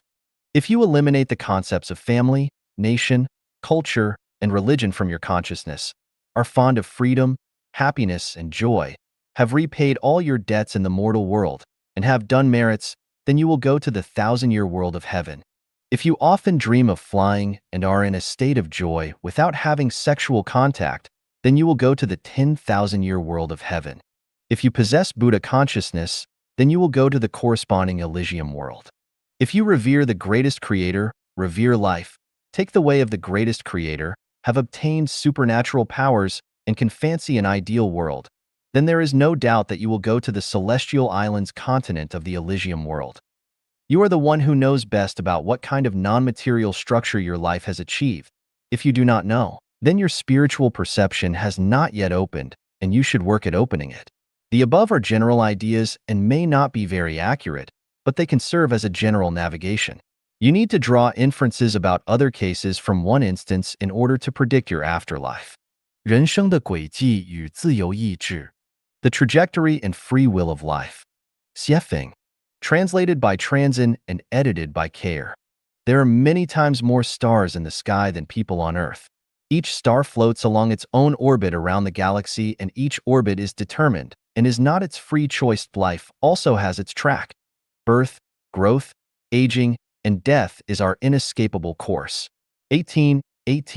Properties cannot be self-managed within life's track. If we make a detailed search and analysis, we can see that each detail on life's track is predetermined, including our name, temperament or character, words and actions, who we will encounter, what we will suffer, what diseases we will succumb to at each stage of life, when the end will come, and so on. Here is the question. Since our life trajectory and its details are already predestined, do people have free will or not? And if they do have free will, how then is it manifested? There is no doubt that people have free will. It is precisely this free will that causes the hesitation, trouble, agony, fear, and sadness in life. The universe is one. The universe is holographic. The universe is a big play. Everything that happens in human society is a single episode of the big play of the universe. Everyone is an actor on this big stage of life and performs in strict accordance with a predetermined plot and is playing their role in this prescribed scenario. The hesitations, troubles, agonies, fears, sadness, and other psychological feelings in life result from the conflicts and contradictions between each person's free will and their role in the play. You are asked to play a mouse, but your free will wants you to play an elephant. You are asked to live in a thatched cottage, but your free will wants you to live in a 5-star hotel. You are asked to cooperate and serve a certain person, but you attempt to make them cooperate and serve you. You are asked to grow vegetables, but you hope to make a spaceship. You are asked to do good or evil, but you choose to do the opposite, and so on. This is the conflict between your role in the play and your free will. Whenever the arrangement of the play is contradicted by free will, hesitation, trouble, agony, anxiety, fear, worry, and sadness will take over. If your free will agrees with the arrangement of the plot, you will feel peace, joy, happiness, and blessings in your heart and feel free. The highest realm of self-refinery and self-improvement requires you to eliminate your self-persistence and to become free from ego. It is only in this way that you can unite with Tao. Then, when you do that, you will attain the spiritual state of an immortal. Here is another question. Since everything is predestined, what is the value and meaning of struggling and making efforts? First, the so-called struggling and making efforts are barely more than nonsense. When a program is determined, the role to be played is determined and one's so-called struggles and efforts are determined. That is, you will have to struggle and make efforts because a series of things will force you to. It is decided by the non-material structure of your life. Your character and temperament will force or encourage you to struggle and make efforts. This is determined by the self-state. It is not that I want to struggle and make efforts, but my character and the things happening around me and their ramifications prompt me to do so. This is described as, many things are not in charge of our hands in this world. Every person yearns for a better future and to go to heaven, so who can eventually achieve their most beautiful dreams? Also, now that everything is predestined, what is the point of personal yearning? This involves some of the programs of the play of the universe. The play of the universe has destiny and variables. The plot of the play is destiny. Who shall play which characters in the play are variables. If you play well, you can constantly play the role more according to your free will, such as to play in heaven. If you play badly, you will play a role more deviated from your free will, such as to play a demon in hell. Who then will go to heaven? Anyone who can play the role in accordance with the established plot of the play, free from self-persistence and free from ego, will go to heaven, but anyone who has conflicts with the arranged plot, that is, whose self-conscious is too strong and is unwilling to play the role, will end up in hell. We can find such a secret from this.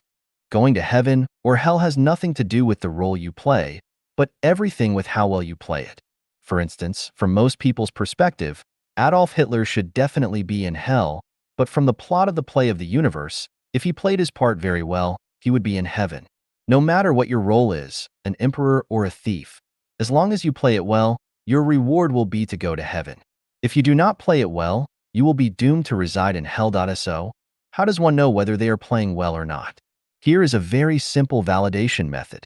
Namely, no matter what role you play, be it one with much pain and suffering or one that enjoys happiness and pleasure, be it a role to ride the whirlwind or one to suffer the commonplace. If you can stay calm, be happy and joyful, free from hesitation, trouble, agony, anxiety, worry, and fear, but with gratitude, then you have played well. Otherwise, you will have failed the role. Those who have mastered the essence of the teachings and instructions of Buddha understand that self-persistence is the biggest obstacle to the Elysium world. Self-persistence is the result of a strong free consciousness. If you do everything according to your own ideas and wishes, if you always believe that yours is a just cause, if you always insist on your own views,